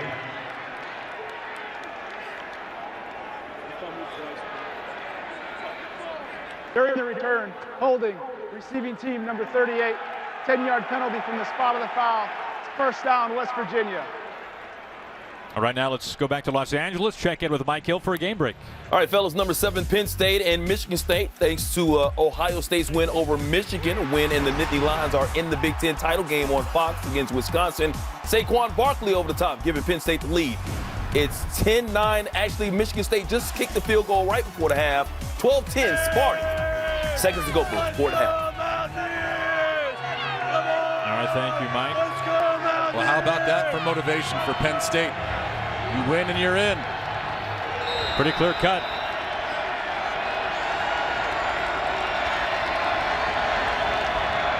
First and 10 at the 10-yard line. The hand to Petaway. Petaway stringing this out to the sideline. Hit hard. Out of bounds at the 20. Think of the 21 picks up 11. Cotton Boya delivering the hit. And Iowa State's defense, they were there, but really give a lot of credit to Petaway for just giving up some ground to gain ground. A lot of Iowa State defenders are getting off blocks. They just could not make the play, but it really was about Petaway just kind of losing some ground so he could shake that tackle and get upfield. Averaging over 7 yards on first down. Petaway 9 carries, 55 yards, his first action of the season with Crawford banged up today. Howard towards the sideline. Look in that direction for Marcus Sims, who had the 48-yard touchdown catch earlier today. And just a really a two-man route with the running back kind of flaring out. Not a lot of options. And I think Skylar Howard actually did the smart thing and overthrew Sims because there's a lot of Iowa State defenders. Corner was sloughing off, kind of drifting back into that window. Potentially could have picked off that football. Back to Petaway, able to wiggle through. Talk about finishing some runs. He picks up the first down. Now, what an impressive running back. I mean, he's shown a lot of versatility. Speed to break it out on the outside, toughness to run on the inside.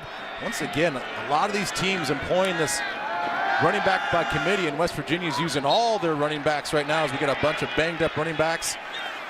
And Martell Petaway coming in and spelling these guys and giving them a nice little break in the run game. You can see Justin Crawford coming off the 3rd best rushing performance in school history, 331 yards without a touchdown, which was so interesting last week against Oklahoma. Injured early in this game, a lower body injury. Crawford 5th in the nation, averaging nearly 8 yards a carry. We have not seen him since the early moments, and it has made an opportunity for Petaway. Howard going deep again, looking for Gibson and overthrowing him. Iowa State defensively, John Haycock, the defensive coordinator, at some point in time is going to have to get some pressure, dial up some pressure. We see Skylar Howard, just his efficiency in this game.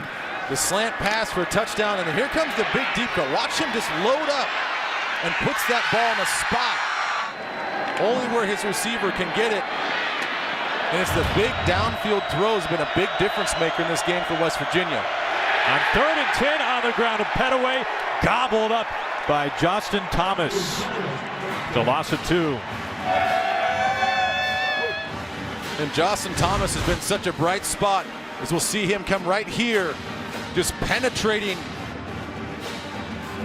making that tackle behind the line of scrimmage. A JUCO All-American comes in.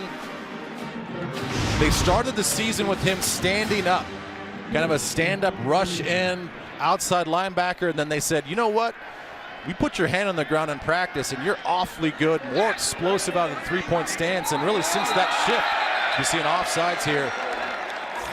44. False start. 5-yard penalty, 4th down.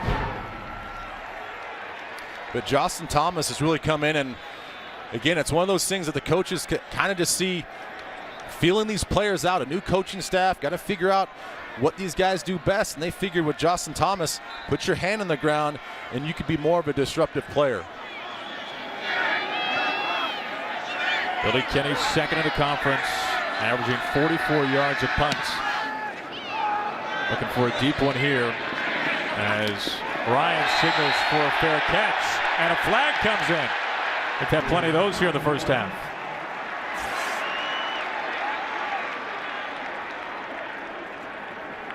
And it's going to be a halo penalty on West Virginia, not allowing the returner enough space.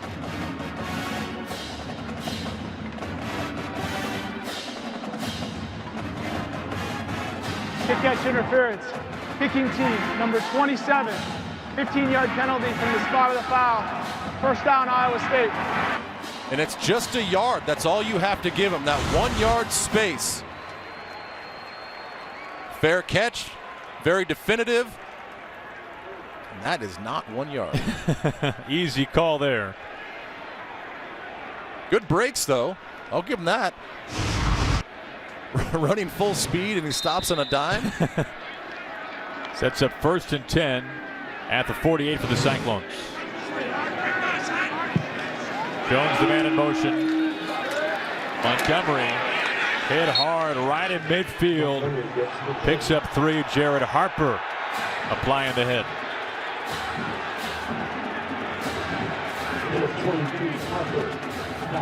Montgomery a couple of weeks ago, nearly 170 yards at Kansas. Named the conference newcomer of the week.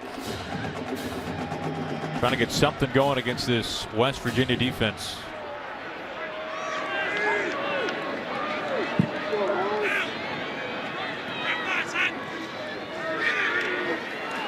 Quick hitter out to Jones. That's sniffed out. Well, what a nice job defensively of just avoiding the block. Using his quick feet to get around the block and make that play out on the perimeter. So once again, we see the speed of West Virginia's defense continue to show up, especially on a lot of these horizontal east-west passing game.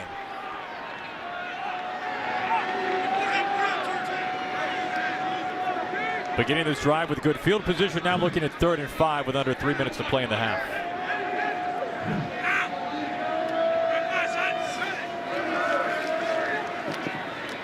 Park able to, looks like just get enough for a 1st down, looking for Montgomery. Let's see where they spot it, and that might be just shy. It looks like they're going to spot him just short, but I like the play call. You get 3 receivers on the play side. It's man coverage, and they run all slants to kind of clear out that flat area. Then to get Montgomery, who's exceptional at catching the football in the backfield, but stopped just a few inches short.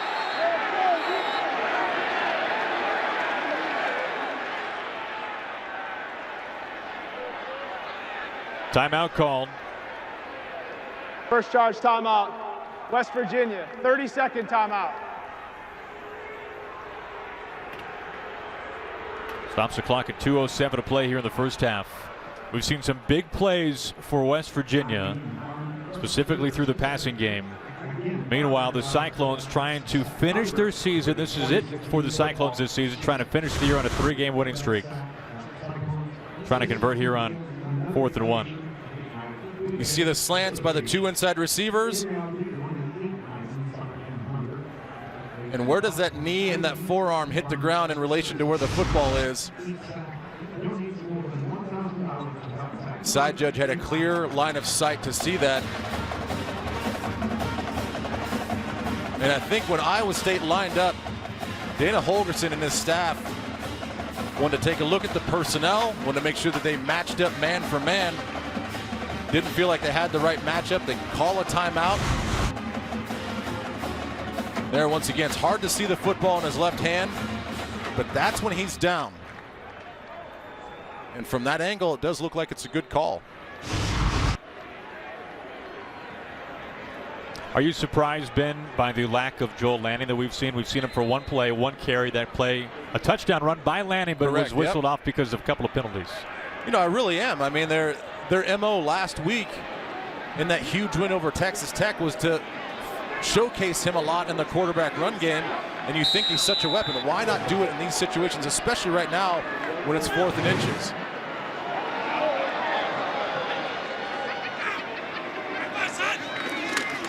Quick handoff Montgomery, and he's able to swim forward for enough for the first down.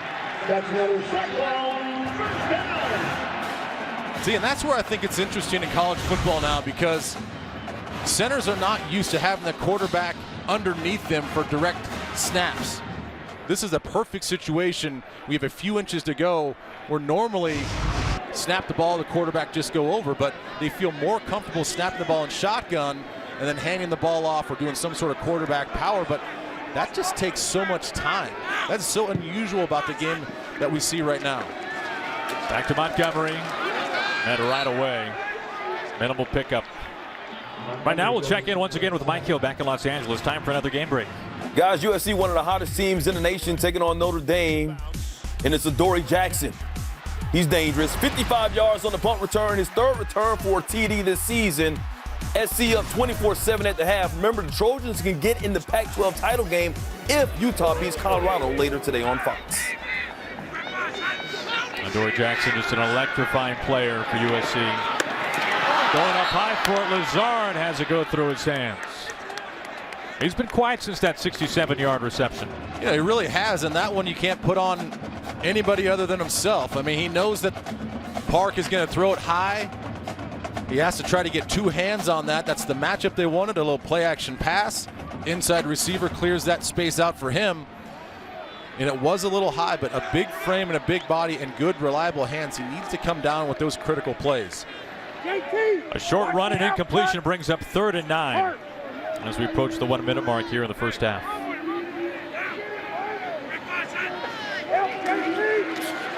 Park pressure, tries to get out of it. Ball is loose and recovered. Sean Walters applied the pressure. And for a team that has thrived on not turning the ball over, that's the 2nd. Virginia, first down. Did he not throw that ball? Was it, or did it hit backwards? If he did, it would have been a pass in the backfield. So first off, not outside the tackle box. Ooh.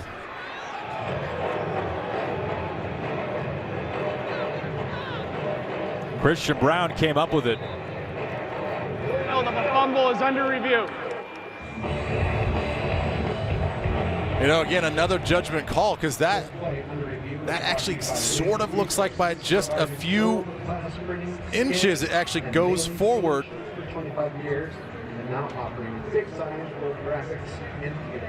But again, I don't know if there's enough there to say that you can overturn this call.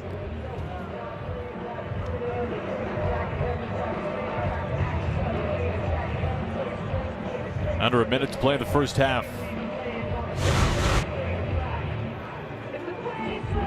This on 3rd and 9.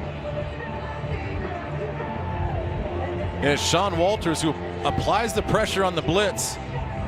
Nobody picks him up. Park doing whatever he can to avoid the sack. Tries to throw the ball forward. And as the officials saw it, it was either lateral or behind the line, behind where he threw it, which would be a fumble. And that's the call on the field right now. Now for some further guidance, once again we check in with Mike Pereira. Mike, what are you seeing here? Yeah, boy, we've had so many tight ones here. This is kind of one of those where you look, it's where the ball leaves his hand and then where it first touches the ground. Now, they ruled that it was backwards. They didn't rule it forward. So that's what they've got to make the determination here. We actually think it's forward. We think it's a bit forward from where it lands, but remember, has to be indisputable, but, you know, in our consensus here, we think it's forward, actually. Well, Mike, we appreciate you hanging on the line with us here in the first half. We've joined you a number of times. Can you call intentional grounding there? You can't call intentional grounding. You can't add it on in, unless there was an announcement made that there was no intentional grounding because it was a pass. Now you can see usually when they have this discussion here, if they start writing down a lot of things, this is the key here. When you get ready to write down a lot, usually you're looking at the potential of a reversal here. It's always the key. I gave Matt Millen that key one time. Watch the referee, and if he goes with another official and they start writing down things on cards, then you can tell that there's going to be a reversal, and they're not really doing that yet at this point. But we always look at these indicators here. That's good to know. Thank you, Mike. Thank you. I love that little piece of information.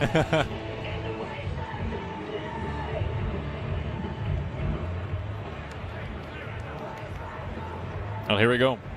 Reviewing the play, the quarterback threw the ball forward. Ball will be returned to the previous spot. It's an incomplete pass. It'll be 4th down. Please reset the game clock. 1 minute and 2 seconds. Reversed, as you can see, Dana Holgorsen not pleased at all.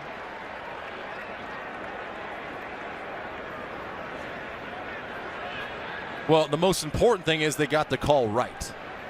And it was just by fractions that the ball was going forward. So that is the right call.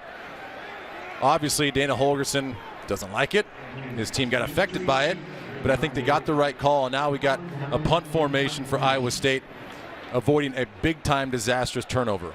So instead of a short field for West Virginia, Cyclones a chance to pin the Mountaineers deep with just over a minute to play in the first half.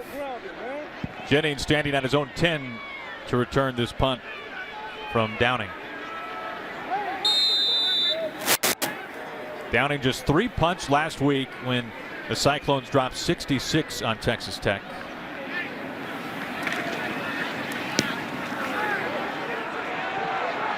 Jennings signals for the fair catch.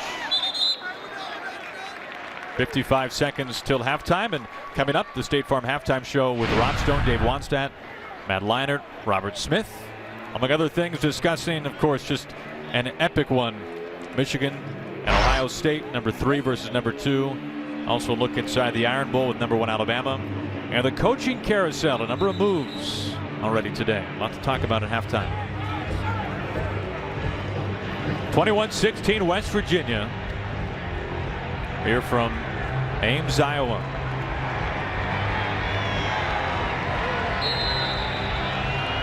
Long field ahead with under a minute for Skyler Howard.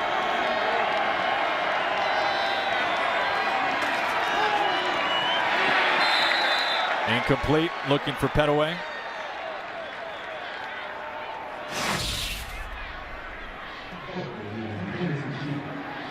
Well, and West Virginia may just want to stay aggressive here, knowing that they got the opening kickoff. They will kick the ball off here in the second half. And only with a 5-point lead against a recently dangerous Iowa State offense, that you might want to stay aggressive here again with 2 timeouts. A rare carry for Elijah Wellman. Wellman stays on his feet before he's punished by Willie Harvey. Picks up 6. And this first half for Skyler Howard, touchdown passes of 34 yards and 48 yards. Karan White, Marcus Sims. White having to leave the field in the early moments of the second quarter because of the lower body injury. Have not seen him since. They're, of course, also without Justin Crawford. And they're not going to stay aggressive, as with 2 timeouts, if they want to get this ball down the field, they would have called it. Pretty apparent they're just going to take this lead right now into halftime.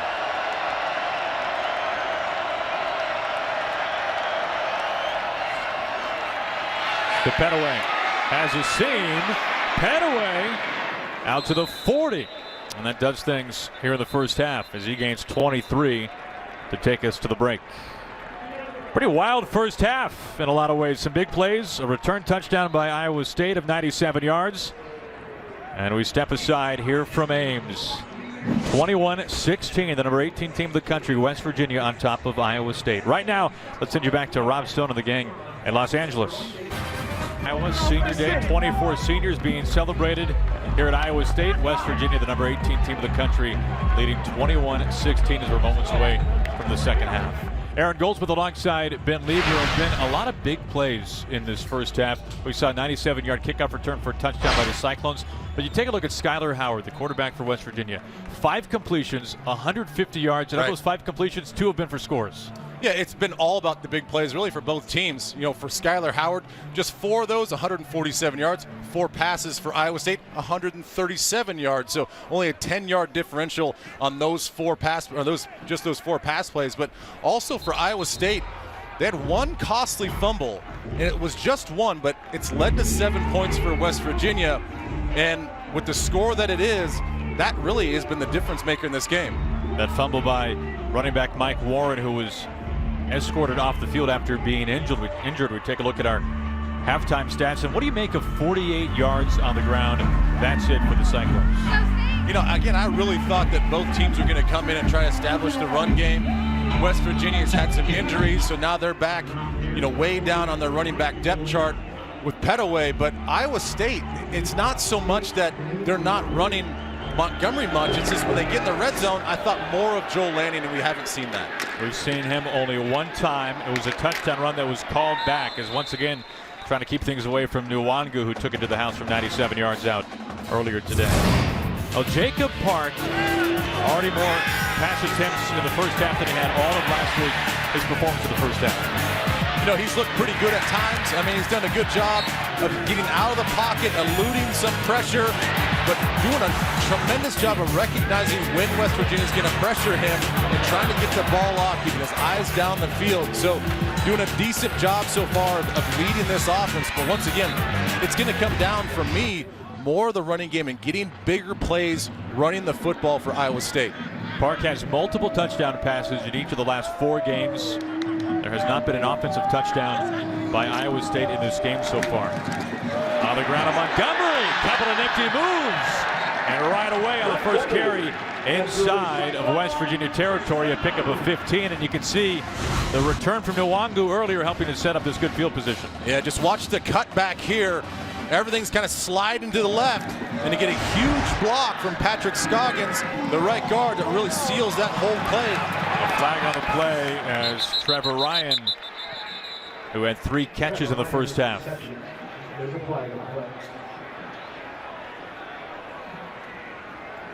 Would be a gain of 8. Personal foul, face mask, offense number 13. 15-yard penalty from the previous spot. It's first down. Andre Daly. You know, that's the 5th penalty by the receivers for both teams. 4 holding calls, now a face mask. All of it on blocking assignments on either screen passes or runs to the outside. So both offenses struggling with the receivers to try to develop some clean blocking downfield. Makes it 1st and 25, wipes away that good field position after the long front run from Montgomery. Park keeping it this time, getting strung out and not going anywhere. Marvin Gross Jr., the safety out of Baltimore, pickup of 3.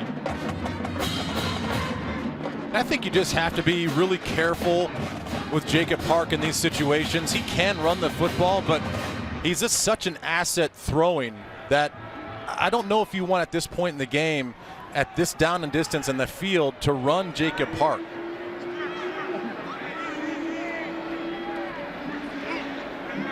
Of course, Park, a very decorated high school quarterback in South Carolina, transferred from Georgia.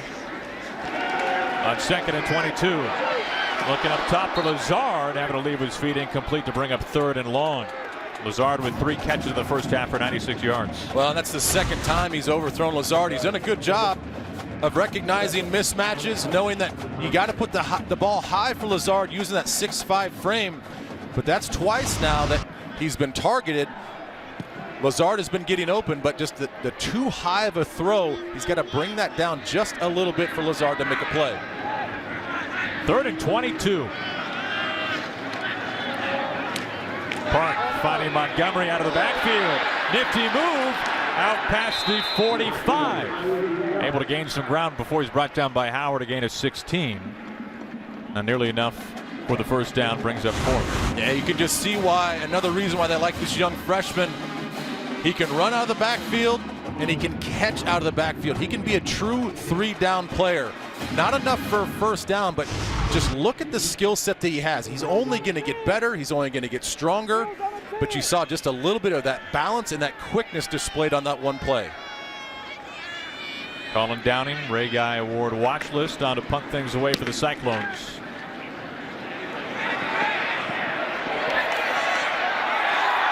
And down inside the 5. Fantastic effort. And now they're going to rule that a win into the end zone. DeMonte Roth, pardon me, the man who tipped it out. And what they're going to look at is ruling on the field. The kicking team touched the ball in the end zone. Yep. Result of the play is a touchback. First out. he was about a half a yard into the end zone. Right when that left foot hits into the end zone, he cannot be a player that touches the ball. That's a good call, but almost an incredible individual effort by Roth.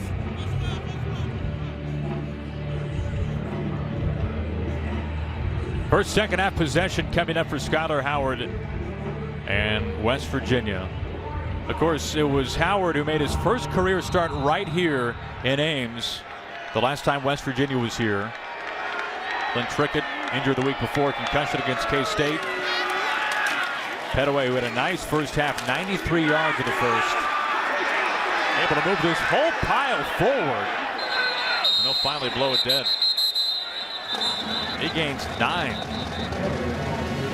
He gains 9. You got to give credit to his offensive line for coming up behind him to push him. He was stopped after about 3 yards, but it's just churning the legs. His teammates come and push behind him, and they win that battle there for extra yardage. He's over 100 yards for the day now, going deep. Looking once again, Shelton Gibson will waltz into the end zone. And the big plays continue. This one for 71 yards.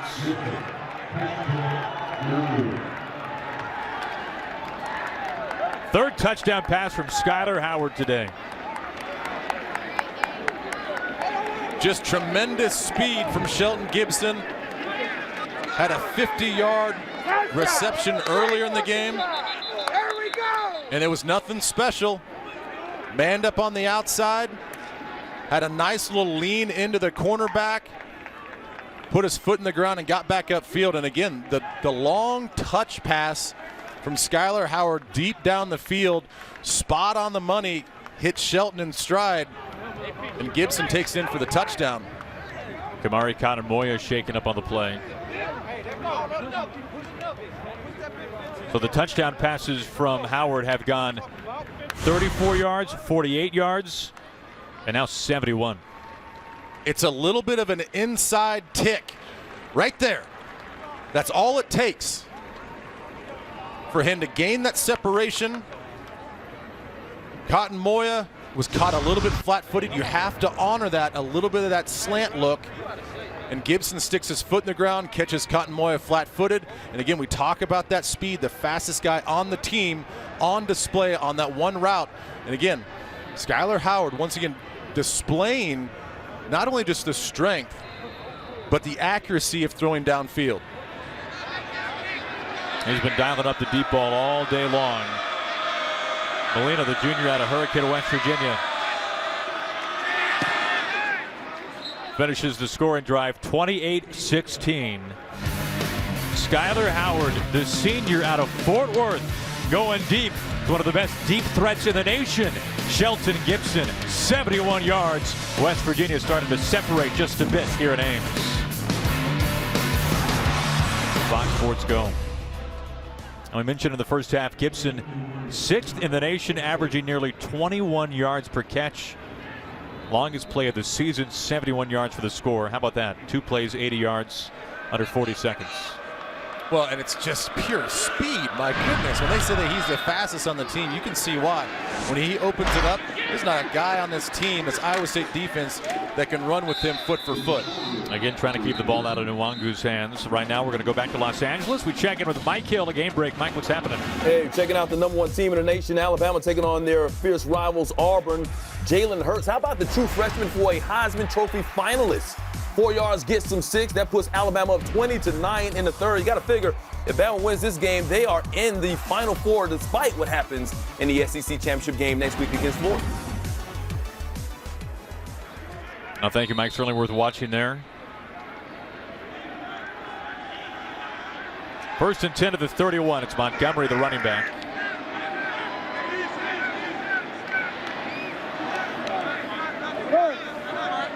Park this year taking really his first snaps, his first game action since his senior year in high school. The Montgomery on 1st down, not picking up much.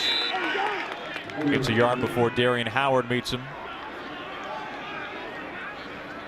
Really, when you think about the journey for Jacob Park, a redshirt at Georgia back in 2014, transferred to Trident Technical College in his hometown of South Carolina.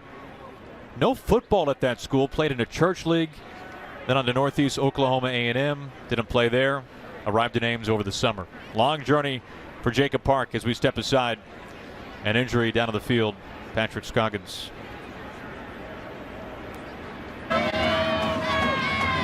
FS1 College Football is sponsored by Jared, the Galleria of Jewelry. Patrick Scoggins able to walk off on his own power. Now Bryce Meeker, the freshman out of Cedar Rapids, on the offensive line, taking his place for the Cyclones. 2nd and 9.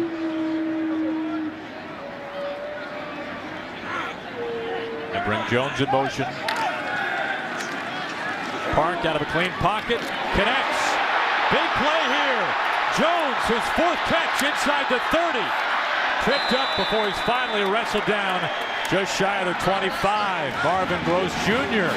is able to cut that play dead after a long pickup of 41. Well, we saw Alan Lazard with a big play in the first half against the blitz, and once again they catch West Virginia on a blitz and they hit him with Deshaunte Jones over the middle. Montgomery stringing it out, turning upfield. Gains 5. Well, here comes the void. Watch all of these guys, and there's the slant pass right in behind. Here comes the blitz. Deshaunte Jones wins on the inside. The ball's delivered perfectly. He does the rest. 2nd and 5 at the 22.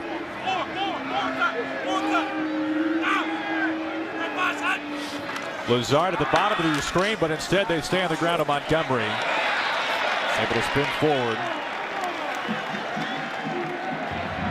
Picks up 4. It was Rasul Douglas who made the tackle, brings up 3rd and short. Such nifty feet. Spin move, gets out of the tackle of David Long and puts himself in a position. 3rd and 1. Park able to make a man miss. 1st down Cyclones. He gains 8 on the play. Justin Arndt, who had to leave the field in the first half because of injury, back on for West Virginia, making the tackle. This is really what this game has been missing from both sides. It's just offensive rhythm. On the ground of Montgomery. Spinning. And body slammed out of bounds. See if a flag's coming. Montgomery slow to get up. Jared Harper.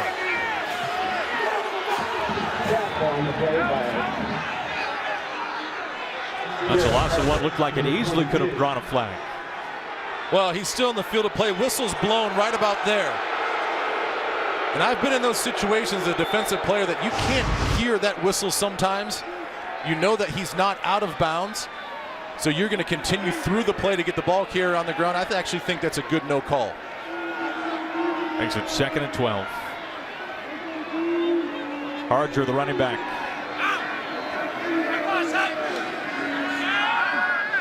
Park looking to pass. And knocked away in the end zone, looking for Lazard.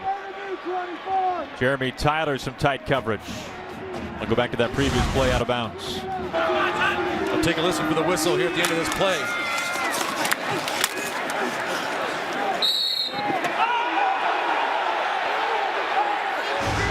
And again, I think that's a hard thing when you're in the process of making the tackle to hear that whistle and stop, especially when the ball carrier is still in the field of play. Park on 3rd and 12. Brings up 4th down. Harger out of the backfield. Again, normally Iowa State's so good in the red zone. The play before, he tries to force the ball into the zone coverage of Lazard. There are 3 defenders there. He was lucky not to have that one intercepted. And then a high throw with the receiver coming over the middle. So red zone efficiency for this offense has been a struggle all game long. Netton 3 for 3 today. This one from 31 yards out. And he hits once again. Iowa State still without an offensive touchdown. 4 field goals plus the 97-yard kickoff return earlier in the first half by the legs of Nwangu. Remember, this game last year, Iowa State scored just 6 points, 2 field goals. They have not scored a touchdown against West Virginia in 8 quarters. Well, we came into this game understanding that West Virginia's defense is one of the best in the Big 12 in a variety of ways, especially in the back end. And Iowa State's been on a roll, though. I mean, this is a little surprising. I think we keep hitting on this point, both you and I, Aaron, is Iowa State's getting in the red zone, and they're not using Joel Lanning as a quarterback, who is one of their best running backs, with how tough that he runs to grind out some of those plays that read option, the quarterback powers. They're getting away from any sort of quarterback run game, and I think you're starting to see the effects. As you mentioned it, not an offensive touchdown here today for them. Chris Francis, his 2nd season as a Cyclones kickoff man. With 8:50 to play in the 3rd quarter, West Virginia starts things off at the 25. How about this odd day for Skyler Howard? 6 completions, but they've done some serious damage, haven't they? Well, hey, as long as you hit some of these big plays, apparently it doesn't matter how many plays you hit, but he's had a lot of long, deep completions for success against a very good secondary for Iowa State. And the thing that I continue to be impressed with is not just getting the ball down there, but he's getting the ball in stride, putting it in small windows, putting it in spots where only his receivers can go and make some plays. As you see, 6 for 13, but for 221 and 3 touches. Shelton Gibson, 2 catches, 121 yards, as Howard keeps it himself and picks up the first down with his legs. Picks up a dozen. And we haven't seen this facet of his game much today. We just talked about the playmaking ability of him throwing the ball down the field, but this is an area where you have to be concerned with because he can run with the ball as well. An awful lot of attention when we talk about Joel Lanning when he's in the game, but Skyler Howard is a nice little powerful sort of running back because he's got that small frame. Almost an interception. Kane Seeley, Cyclones leading active player with 47 games under his belt. First pass broken up today, counted that with 6 for West Virginia. And Seeley does an amazing job of just sliding underneath Javon Durant. Understanding that zone coverage, kept his eyes on the quarterback and just kept sliding and sliding and broke on that pass. Nearly a costly interception for Skyler Howard. Pettaway over 100 yards on the day. This effort will help his cause. Breaks a couple of tackles. A flag is out as he passes midfield. It has taken multiple efforts. It seems like almost every time to bring Pettaway down. It really does. You know, we talked about Justin Crawford. Holding, offense, number 70. 10-yard penalty from the spot of the foul. It's 2nd down. Tony Mateo, redshirt freshman out of Clinton, Ohio. And you'll see Mateo here playing left guard. They slid Adam Pankey, who's normally the left guard, over to left tackle. He just gets up on the 2nd level. And once again, a lot of holding calls by both teams. And I mentioned earlier just the lack of rhythm. Every time I feel like both offenses get a little something going on a drive, it's an injury or it's a penalty that sets them back. Now to your point, 4th holding penalty as they quickly touch pass to Durant. Durant running all over the place. He loses 2. Like a game of hot potato between Howard and Javon Durant. Well, Jaquan Bailey, the unblocked man on the line of scrimmage, disrupts that play, and here comes Iowa State and their momentum. On 3rd and 20, deep strike looking towards the sideline for Durant, incomplete.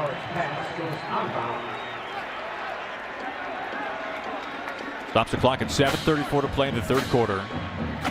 West Virginia, the number 18 team of the country, a win tonight would mean their best season since joining the Big 12. Back in 2012, a chance for their 9th win, their 6th win in the conference. Would be the best season under Dana Holgorsen since joining the Big 12.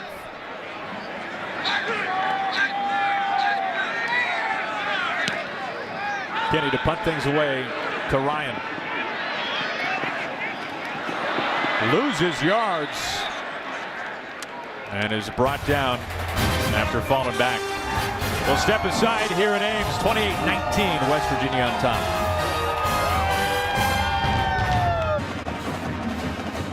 A 2-loss West Virginia team leading 28-19 here in the 3rd quarter. Right now we go back to Los Angeles. Please say hello to Mike Hill for a game break. Mike. All right, fellas, Big Ten action. Number 7 Penn State taking on Michigan State, and it's Tracy McSorley going downfield. He finds Chris Godwin, 59 yards on the score. That put Penn State up 31-12. Nittany Lions win, and they are in the Big Ten title game on Fox next week. Fellas? Pretty simple win, and you're in. So fine work by Penn State. Jacob Park and the Cyclones offense going to work. Nwangu is in the backfield. The freshman out of Frisco, Texas, in the Metroplex. Had the 97-yard kickoff return for a score earlier. On play action, batted down. Noble Nwachukwu making his 36th career start. The senior out of Wiley, Texas, knocking that down. And Nwachukwu, we haven't called his name much, but he's such a disruptive player up front. Does a nice job of just recognizing quick passing game, 3-step. If you're not going to get to the quarterback, get your hands up, and he does that and tips that ball and forces a 2nd and 10. From the 27, Montgomery back in the game for Iowa State.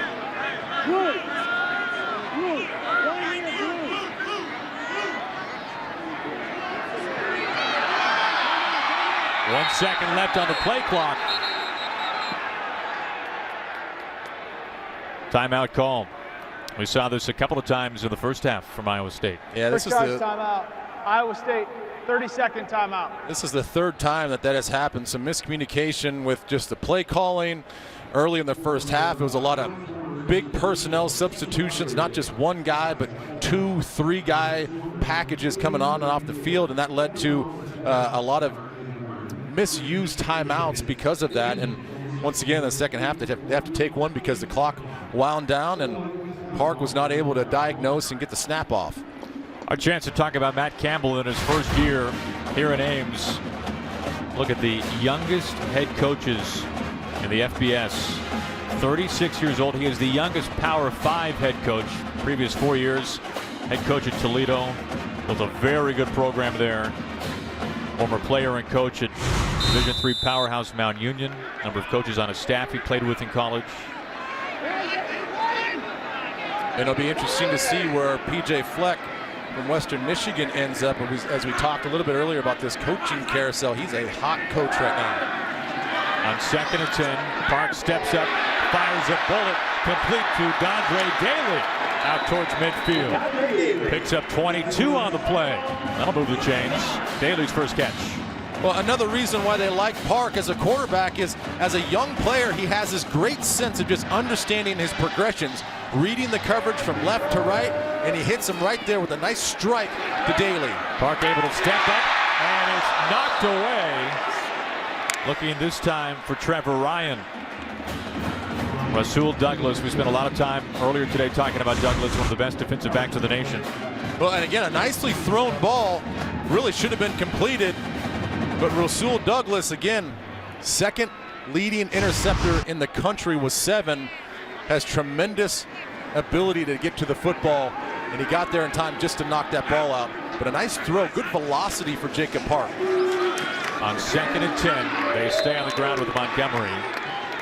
Montgomery a loss of 2 with Chuku coming in to help put the brakes on Montgomery. And with Chuku, that's the 2nd time we've called his name. Hadn't called his name this whole game so far. Batted down a pass. Now he steps up big in the run game. A guy that didn't even play football until his junior year of high school has been an impressive player here in West Virginia. 3rd and 12 at the 47.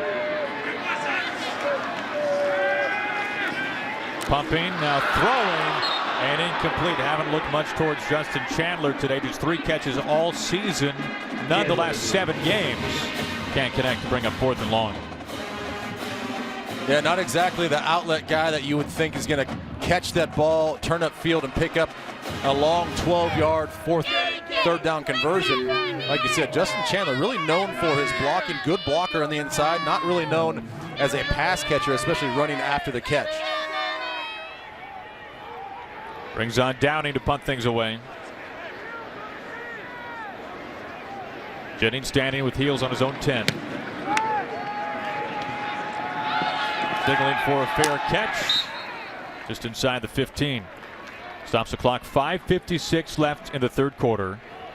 West Virginia, the number 18 team of the country, leading 28-19. This is it for Iowa State. Their season ends today, trying to finish on a high note of what would be a 3-game winning streak. Meanwhile, West Virginia, after the disappointing loss in Morgantown amidst the snow last Saturday, only a 2-loss team, 8-2. Their only losses, Oklahoma State and Oklahoma.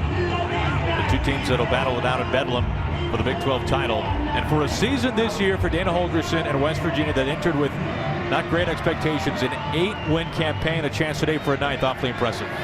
Well, you mentioned those 2 losses they had. You even go back to this Oklahoma game last week in the snow, kind of took them out of their game. Skylar Howe didn't throw the ball effectively, but really was about the turnovers. They drove the ball, had a ton of yards against Oklahoma, but put the ball on the ground twice inside the 5. Howard keeping this the whole way past midfield after he faked the handoff to Petaway. Howard having a big night with his legs. 38 yards on that carry before Lewis knocks him out of bounds. Well, they get the pulling guard to come around. That's Tony Mateo at left guard. They get him pulling around, kind of a quarterback power off that read. And we talk about his athleticism. Just he's not a dynamic runner, but he's good enough to be a weapon. First down from the 48. Howard to pass. Heaves it out towards the sideline. A long throw. That time finding Marcus Sims, who hauled in the 48-yard touchdown catch in the first half. This one good for 17. Well, and he was even looking to the left, trying to get Shelton Gibson again on another deep pass, but they doubled him. And because of the time and the blocking up front, he's able to scan the field all the way from his left to his right to find Sims. Petaway and Wellman in the backfield. Justin Crawford only 7 carries before an injury in the first half to his lower body. Has been out ever since. Petaway cuts upfield. He's having a very impressive day. Picks up 3. He's well over 100 yards. Willie Harvey, leading tackler for Iowa State, pulls him down. And Iowa State tries to guess right. They brought a boundary blitz from the offensive right side, and West Virginia runs away from it. Big hole for Petaway once again. Met at the 15. We saw Kennedy McCoy, a 3-yard touchdown run early in the first quarter. McCoy, of course, injured on the first play from scrimmage in last week's game against Oklahoma, an ankle injury. We have not seen McCoy since that touchdown, really. Shell is out. Crawford is out. Although he started today, it has been Petaway with his first action this season. And they really haven't dropped off. I mean, the talent is there, and it's deep for West Virginia. Petaway at the 10. And hit firm Kane Seeley after a pickup of 8. They're just ripping off chunks of yards. First quarter on the ground, West Virginia averaged 3 yards per carry. In the second quarter, 8 yards per carry. You can see the door opening up wider and wider. And I think these guys up front are kind of mashing on this Iowa State defense and just softening things up. Pettaway just shy of the goal line. And then you have a big, powerful running back in Martell Pettaway. It's making a long day for these second and third level defenders for Iowa State trying to tackle this big back that won't go down on first contact.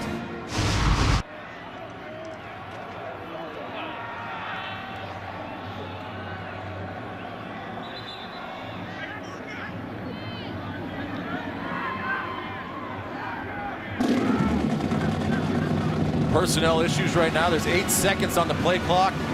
We're going to burn a timeout here for West Virginia. And they do.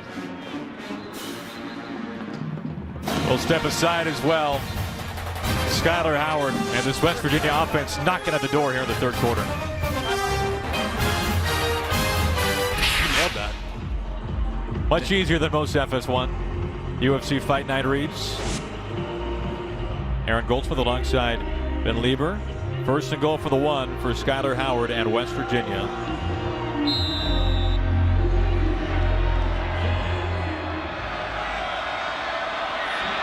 Pettaway a chance for his first touchdown. And he moves early.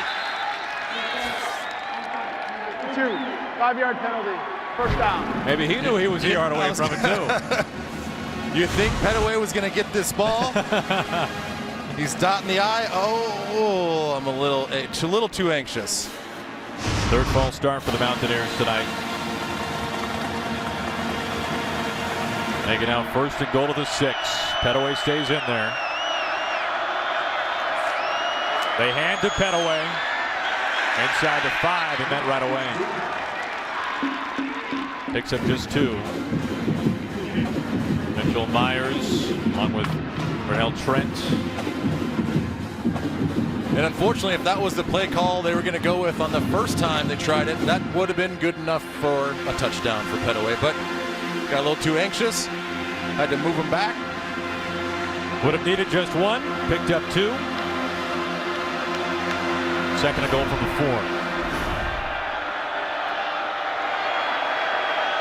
Pettaway seeing his first action of the season today because of the injury to Crawford.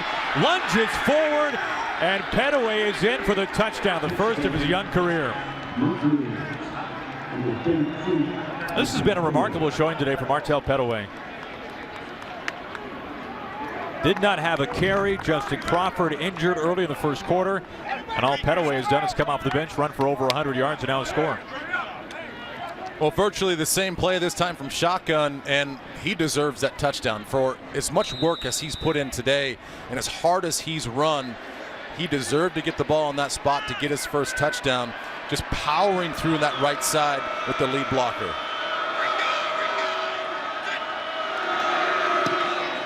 Molina makes this a 35-19 West Virginia lead here in Ames, Iowa. And Pettaway having a monster day. The freshman getting his first carries and making them count.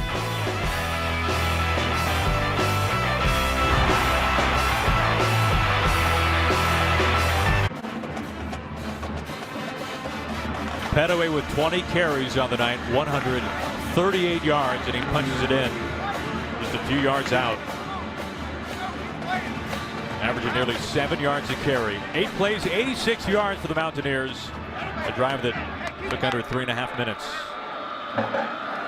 Almost everything was on the ground. Just 1 pass attempt from Howard. At the 30, knocked out of bounds. Right now we will head back to Los Angeles once again. We say hi once more to Mike Hill for a game break. Mike. Hey, what's up, guys? Got to tell you about Adoree Jackson because he is going off against Notre Dame for USC. He's got a punt return for a TD, a receiving TD, and here on the kickoff return, look at that. Over a defender, and he's gone. 97 yards, 291 all-purpose yards, 3 scores for Jackson. Trojans up 38-21 in the 4th, and yeah, give him the Heisman pose. USC looking for their 8th straight win, fellas. Wow. What a tough start to the season for the Trojans. And Adoree Jackson, a big reason why they've been able to come out of it. It's not a bad stat line.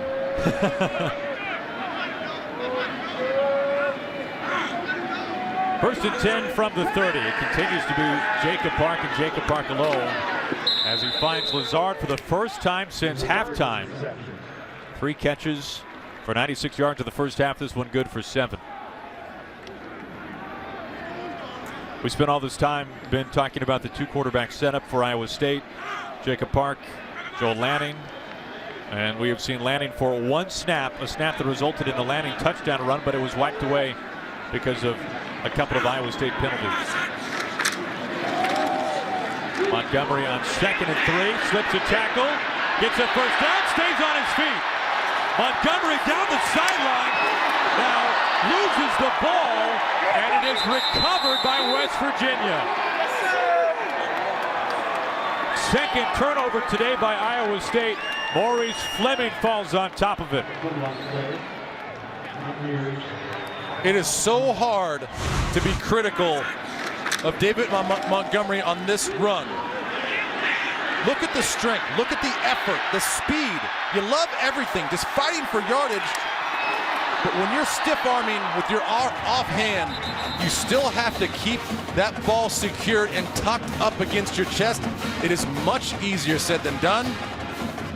And Rasul Douglas, who had a key pass breakup earlier in the game, comes from behind and again just punches that ball out. But man, oh man, I love the effort from David Montgomery. He just couldn't hold on the ball. He's fighting for extra yardage. Took it on the ground for 45 yards before Douglas stripped it. Of course, Douglas with 7 interceptions on the season, this time forcing the fumble as Pettaway continues to add to his very impressive day. Well, a guy that was key on that touchdown for Pettaway is Elijah Wellman, number 28. Once again comes up big on an interior block. They've asked a lot of him. The running backs have went down in game before. They've asked him to step up and run the ball, but when he doesn't do that, he's their key guy on the inside to block a lot of linebackers and all that end man on the line of scrimmage. Pettaway slipping 3. Pettaway just churning up yards today here in Iowa. This one on the ground for 23 before Cotton Moya tracks him down. He has a very realistic chance today of 200 yards. Tries to cut upfield, met right away. Jaquan Bailey there. He started the last 6 games. This time they hold him to just 3 yards. And this is where the tempo of a lot of teams really starts to wear down a defense because you've been on the field a lot. They've been hitting you for big plays, and then they start grinding out later in the game, running the ball, hitting you in the mouth, and they don't give you any time to get readjusted, to catch your breath. But they're doing that now. They're huddling now, but that's the dangerous thing about these teams like West Virginia. When you can start running the ball with tempo, really wears out a defense. Stacked receivers both sides. A draw. Howard is wrestled down, and here comes a flag. Things getting a little chippy. Johnston Thomas in there.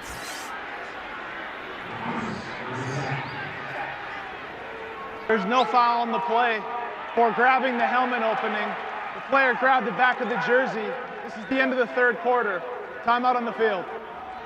3rd sack by this Iowa State defense as that completes 3 quarters here at Ames. West Virginia, the number 18 team of the country, looking for their best season since joining the Big 12, looking to go to 9-2 on the campaign. We come back with the 4th quarter from Iowa in just a moment.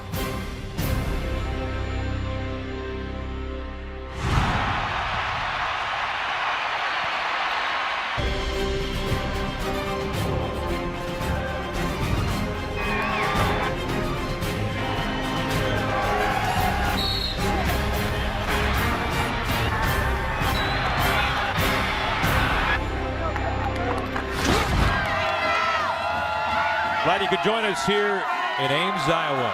Final game of the season for Iowa State at 3-8. Meanwhile, West Virginia trying to pick up their 9th win of the season.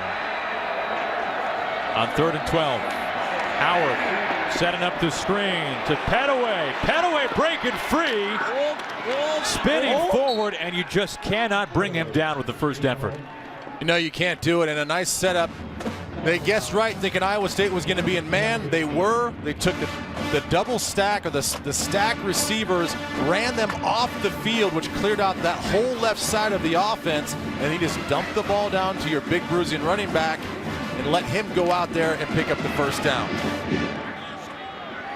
Good for 25 yards. Gibson a couple of catches, his last for 71 yards, a touchdown strike.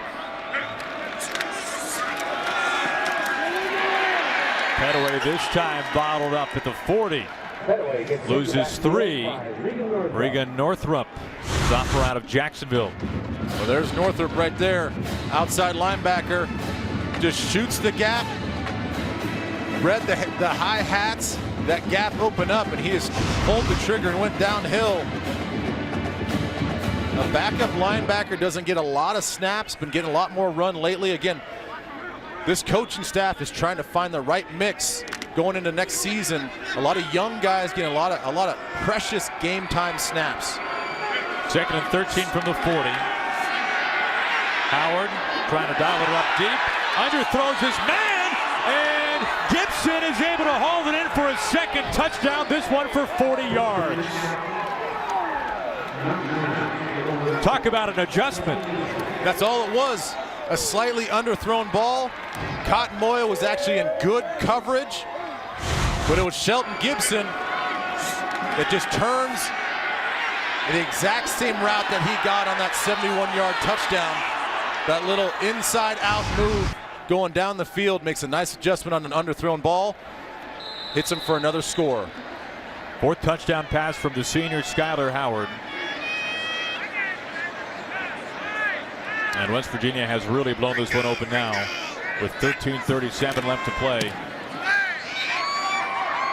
Molina makes it 42-19.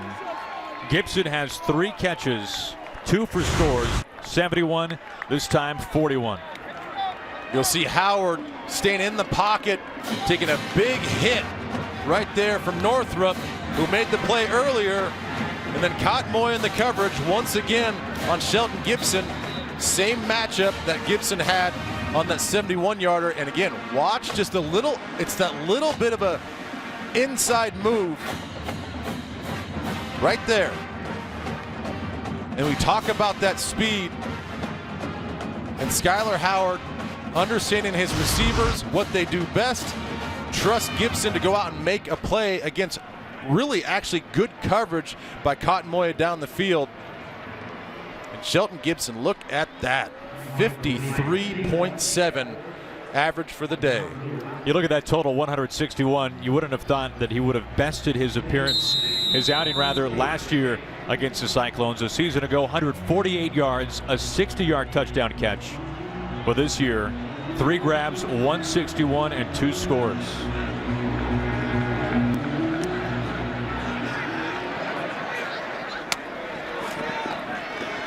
Mitchell Harger. He's had his work cut out for him on special teams today. As the Cyclones get set on offense, we go back to Los Angeles and Mike Hill for a game break. Battle for Paul Bunyan's Zags, but much more at stake for number 6 Wisconsin against Minnesota. Badgers already in the Big Ten title game, but trying to keep their playoff hopes alive. That's Dare Ogunbowale, 8-yard score, putting the Badgers up 31-17 in the 4th. You're in control, fellas. All righty, thank you, Mike. You know, Ben, we've talked about how little we've seen Lanning. Just for that one carry that was wiped away because of a penalty, it would have been a touchdown. But at this point, and it has been brewing in this direction, really, Matt Campbell has no choice but to play Jacob Park, with the score being what it is. As this time he finds Ryan his first catch of the second half. Well, no doubt. I mean, now you have to rely on the arm of Jacob Park and those receivers. You're down 3 possessions and 3 scores in the 4th quarter. You just have to sling it out there. Hopefully you can catch a big play, get some momentum, and then hopefully either a special teams touchdown or a defensive touchdown. Lazard, 4 grabs, had 3 for 96 in the first half, has been held to just 1 catch since halftime. Montgomery, the fumble earlier. Able to get past midfield inside of West Virginia territory as he picks up 10 and a first down before Douglas rips him down to the grass. Well, earlier in the game, we started the game with just a couple keys to this game. It's ball security really for both teams.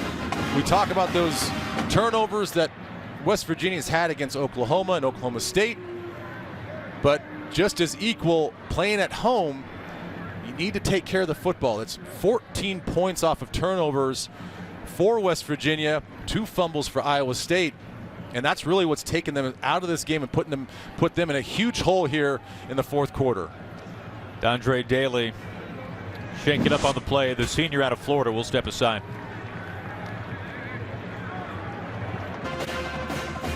FS1 College Football is sponsored by Jared, the Galleria of Jewelry. Happy to have you with us here tonight from Ames, Iowa. Really pretty pleasant day weather-wise. 55 degrees at kickoff. Of course, a week ago when Texas Tech was in town, the wind chill was down to 28, so this looked like paradise compared to 7 days ago here from Iowa. Things have cooled a little bit as the lights have turned on. 12:45 left to play. Iowa State in a huge hole. Ball is loose.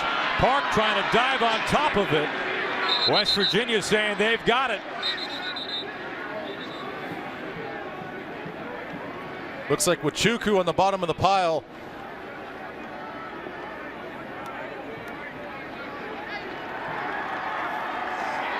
And Mountaineers come up with it.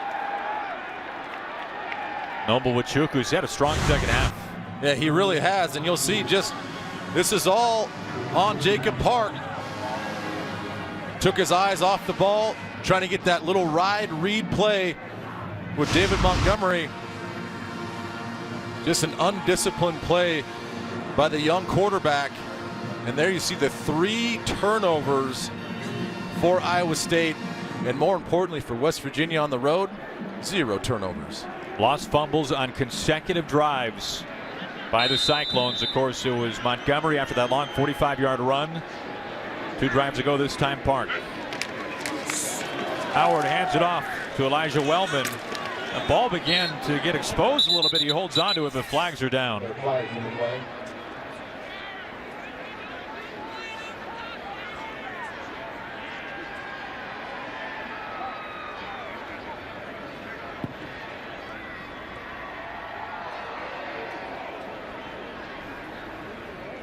Personal foul, face mask, defense number 99, 15-yard penalty, automatic first down. Burnell Trent. How about this day from Skyler Howard? We've talked about the oddity that is his passing line today. 10 completions for Howard, the senior quarterback out of Fort Worth. 10 completions, 4 of them for touchdowns, 301 yards. Yeah, not real efficient when it comes to just pure completions, but they're effective, and they've been big plays, and they really have taken a lot of life out of this Iowa State defense, especially in the back end, an area which they pride themselves so much in is how well they play with Cotton Moya and Wiltz, Brian Peavy, and those guys in the back end have given up a lot of plays to Shelton Gibson and Karan White before he went out with an injury. Petaway, who has emerged because of necessity because of the injury to Justin Crawford, injured himself very early in this game. A loss of 1. Petaway, his first career touchdown not long ago. First action all season coming here. Howard on 2nd and 11 to pass. Zips it complete down to the 5. This time finding Da'Keil Shorts Jr. his second catch in the game. Well, a nice little banana route. Again, he starts on the inside, pushes it right to the inside part of the hash mark, and then kind of bananas back out to there it is right there. So hard for a defender with inside leverage like that, and the speed of Da'Keil Shorts and the precise route running. And once again, Skyler Howard, very accurate throwing the ball downfield. Pass play at 25 yards, 1st and goal from the 5. Petaway trying to dance through a tackle.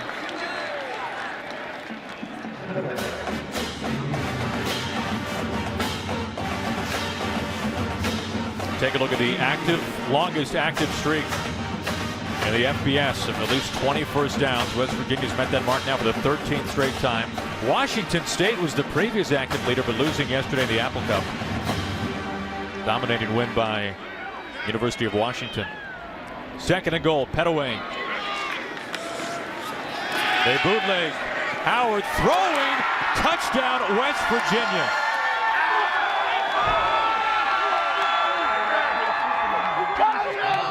Trevon Wesco is able to reach up high, pulled it in.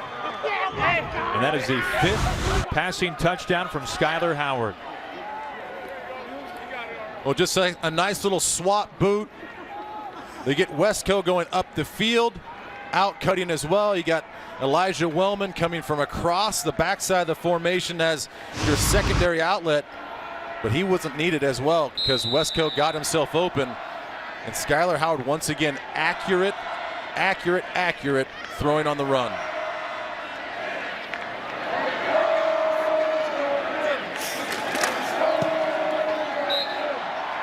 West Virginia has come to Ames, and they've dropped 49 points. Wesco, his first catch, his first score of the season, 49-19. Time to get you caught up as to what's going on here tonight from Ames. Jacob Park has been on every snap but one of this 2-quarterback system. Over 300 yards, a career high, but no touchdown passes. How about Martell Petaway, his coming out party? First carries of the season because of the injury to Justin Crawford. All he has done is carve up this defense. Meanwhile, Skyler Howard having himself a day, 330 yards, 5 scores, including 2 to Shelton Gibson, 71 yards, and a much more humble 41 yards. This one right here. And then speaking of some unknowns, just finding Wesco, his first touchdown, his first catch of the season from 6 yards out, and it has meant a lot of push-ups for the Mountaineers here in Ames. Feel the burn, push through. You can do it. That's a lot of push-ups. A lot. Didn't look like they were going all the way down. Oh, well, stop being so critical. There's Harger once again. Ever since Nwangu brought it back 97 yards for a score, they have not kicked it deep. Now some conflicting reports by those on the field. We'll see who comes up with it. Iowa State maintains.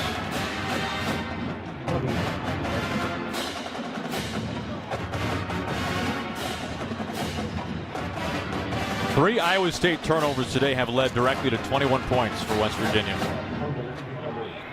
What a tremendous job of just stripping that ball out. Iowa State once again lucky to fall on it and not commit their 4th turnover of the day. 1st and 10 from the 34. They give to Montgomery. Trying to feel his way forward out towards the 40. Now, for those of you tuning in for the UFC Fight Night preview show, we'll get you there immediately after the conclusion of our game here in Iowa. In the meantime, if you're looking for that show, it's available on FS2 and streaming live on FS Go. A pickup of 5, 2nd and 5 under 10 to play.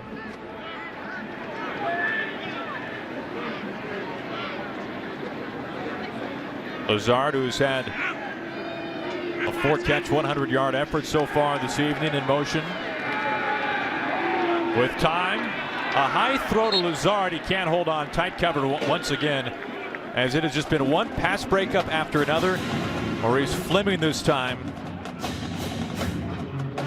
You know, let me just show you a little something about what makes these corners so good and this secondary so good.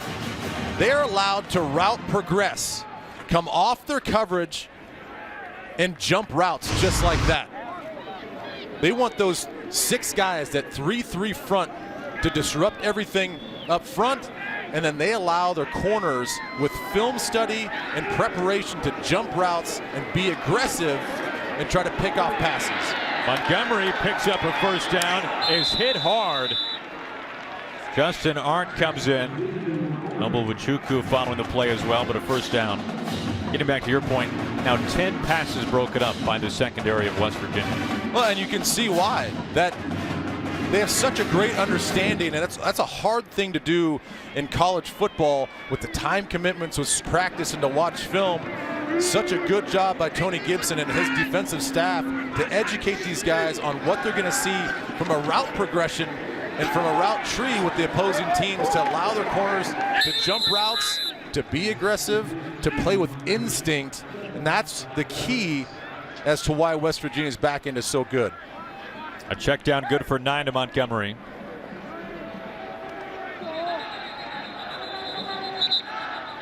Brings up 2nd and short, but a whistle.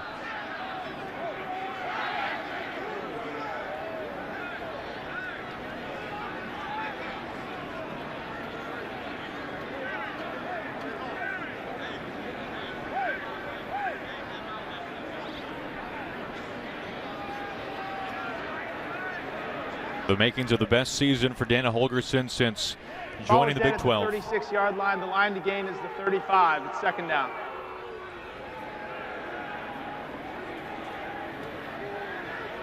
Second and 1. Now in his 6th season, West Virginia getting to a bowl game 4 of the first 5 years under Holgorsen. With 1 yard to gain, they give it to Montgomery, picks up the 1st down. I think if you are Iowa State here, certainly that there was hope for a 3-game winning streak to end the season. That would have been their first 3-game winning streak since 1989, a chance to knock off a ranked opponent for the first time since 2012. But even with the score as it is, there are probably many around Ames who are hopeful for next season. A first year under Matt Campbell after coming over from Toledo. Park stepping up, and he steps right into trouble. He gets leveled by Darian Howard. It's a loss of 3. Well, and I agree with you that there was so much hope and optimism when he was hired from Toledo, and that kind of hit a little bit of a trough at the beginning of the year because they didn't start off very good. It wasn't very clean. Fans didn't understand what this offense was supposed to look like. And then as the season's gone on, you start hearing the same message from the coach to the players and the media. And then you start seeing some of that production, that success on the field. Everybody's truly believing in what he's saying. See Jacob Park just very animated trying to get the play again. This is the 4th time now this game. There a lot of communication issues for Iowa State. Yeah, you're right. Twice in the first half, second time in the second half. Clock stopped at 7:23 to play.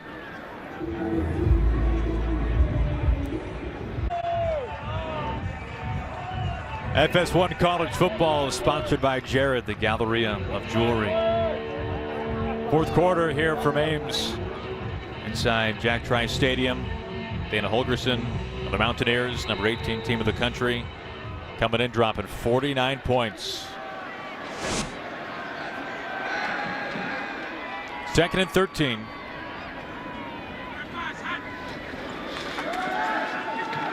Park gets rid of it to the 30 and met right away. Nothing after the catch. This time finding Deshaunte Jones, his 5th catch of the game. We were talking earlier about some optimism for the Cyclones team that will end the season 3-9. Think about where they began. The opener, they lose to Northern Iowa by 5 points, then get absolutely throttled by, at the time, number 16 Iowa. Weren't even competitive. A loss then at TCU before their first win against San Jose State. Winners of back-to-back games now for the first time since 2013. High throw, interception. Right through the hands of his intended target. And Rasul Douglas now with his 8th interception of the season. Tavares McFadden of Florida State leading the nation with 8 entering today. Well, it's just a high velocity throw. Not only a little high and away from Marchie Murdoch, but also just a lot of zip on that short throw. Couldn't come down with it. 4 turnovers now for Iowa State. And we've seen a number of throws like that from Jacob Park where it's just been a little bit too high. I understand that when you're going to throw into double coverage with Alan Lazard, you got to throw that ball up. But too many times today where he's been errant, overthrowing receivers, that's always dangerous. The tip drill comes into play as a defensive back, and that's what happened there for West Virginia. And with under 7 to play and a blowout, Chris Chugginoff, the freshman out of New Jersey, is in the game at quarterback. And why not? Hand to Petaway. Chugginoff just 1 for 3 on the season. A redshirt freshman enrolled early at West Virginia. What a day for Skyler Howard. Well, what's the one thing that Dana Holgorsen said to us about Chris Chugginoff? Like, he's not going to run. he is a pocket passer. He is not going to run. So I don't expect any sort of quarterback run game with him. It's going to be all Martell Petaway from here on out. That's exactly what happens here. Petaway smothered.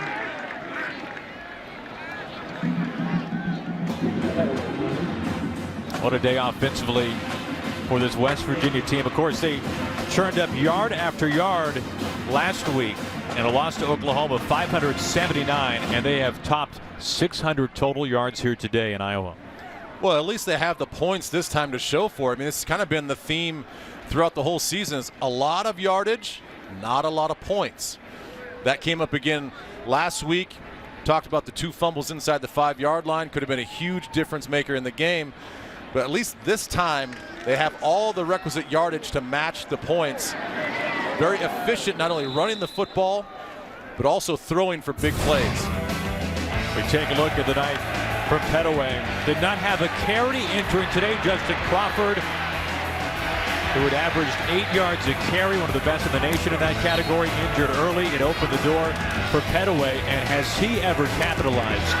Petaway, 28 carries, $179, and his first career touchdown. Well, and what's impressive to me is he's 4th on the depth chart, yet he comes in and there's no hesitation. There's no bright light situation. He just steps up and continues to do what every running back in that room does, and that's produce. So what a tremendous opportunity that he had tonight, and he took advantage of it and capitalized on it. Along those lines, talking about production from the running back position, he becomes the 4th running back this year to run for 100 yards. 4th different running back to hit the century mark in a game for Dana Holgorsen this season. Of course, Russell Shell, just 1 carry now over the last 4 games, out today because of the ankle injury. We saw Kennedy McCoy earlier. In fact, he had a 3-yard touchdown run, but we have not seen McCoy really since. He was injured on the first offensive play last week against Oklahoma, an ankle injury. And for Dana Holgorsen, he has just continued to have a depth chart of running backs that have produced. And of course, the injury today to Justin Crawford, who entered just 70 yards shy of 1,000 on the season, but only 7 carries early in the first quarter before being hurt. Well, it's not hard if you're Petaway to be in that room and watch the likes of Crawford and Shell and even McCoy to a certain extent be productive throughout the season. Just by watching those guys run, you're going to become a better runner.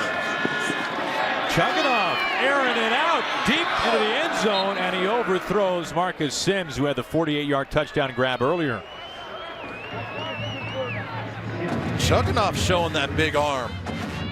Now, no mercy with 49-19. Not at all. Kind of a suspect call there when it's 49-19 to chuck it down the field and hope for another big explosive play offensively. But this offense, just on that one pass play, if that's the type of arm that Chugginoff has, you're going to lose Skyler Howard, a senior this year. Quite possibly, if Chugginoff can show that sort of big arm and some accuracy that Skyler Howard has, then this offense is not going to miss a break anything next season. Called for at the 9 by Ryan. Will step aside, 3:11 left to play. This is some tight coverage. I think he is hands down the guy that's going to win the Heisman amongst those talented group of players. This is Nwangu on the carry.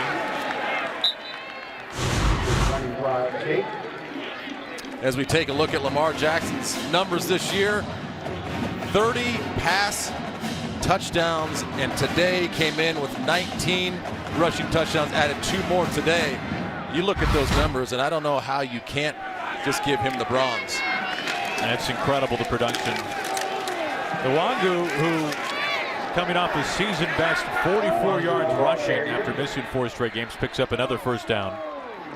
Brought down by Reed Donahue. How about the 2020 club? The ones in yellow, of course, won the Heisman. Tebow, Newton, Johnny Football as well. 20 passing touchdowns, 20 rushing touchdowns in one season. Well, I think that just supports why I think you just hand him the Heisman. All those 3 guys all won the Heisman, and now that they're in a Power 5 conference, I don't see how you can't just look at those numbers, compare them historically to everybody else, and say, listen, everybody, Jabril Peppers is a fantastic all-around player, but it's hard to compete against those numbers and the competition that he played against. 2nd and 11, approaching the 2-minute mark.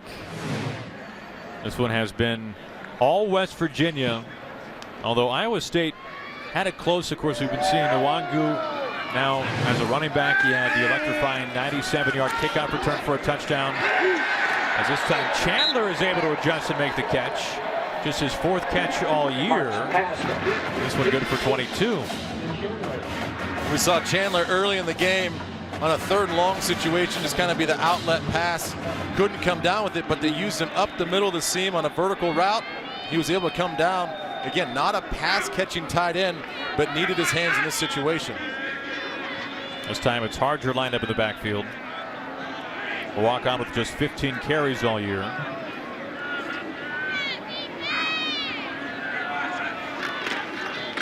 They hand to Harger. Of course, today one of the storylines for Iowa State, Senior Day. 24 seniors being celebrated before the game. What's that like for those guys, Ben? Well, it's special. I mean, it's one of those things when I look back at my career at Kansas State is you think about that game and you want everything to slow down just a little bit.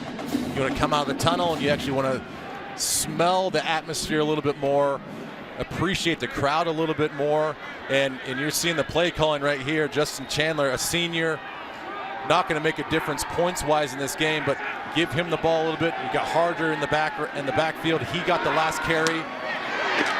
Park throws a heater, and it's caught this time by Carson Epps, a sophomore. Just 3 catches over the last 5 games. This one good for 11. Now, certainly a disappointing Senior Day in terms of the scoreboard for Iowa State, as West Virginia is on its way to its best season since joining the Big 12. Harger on the ground once more.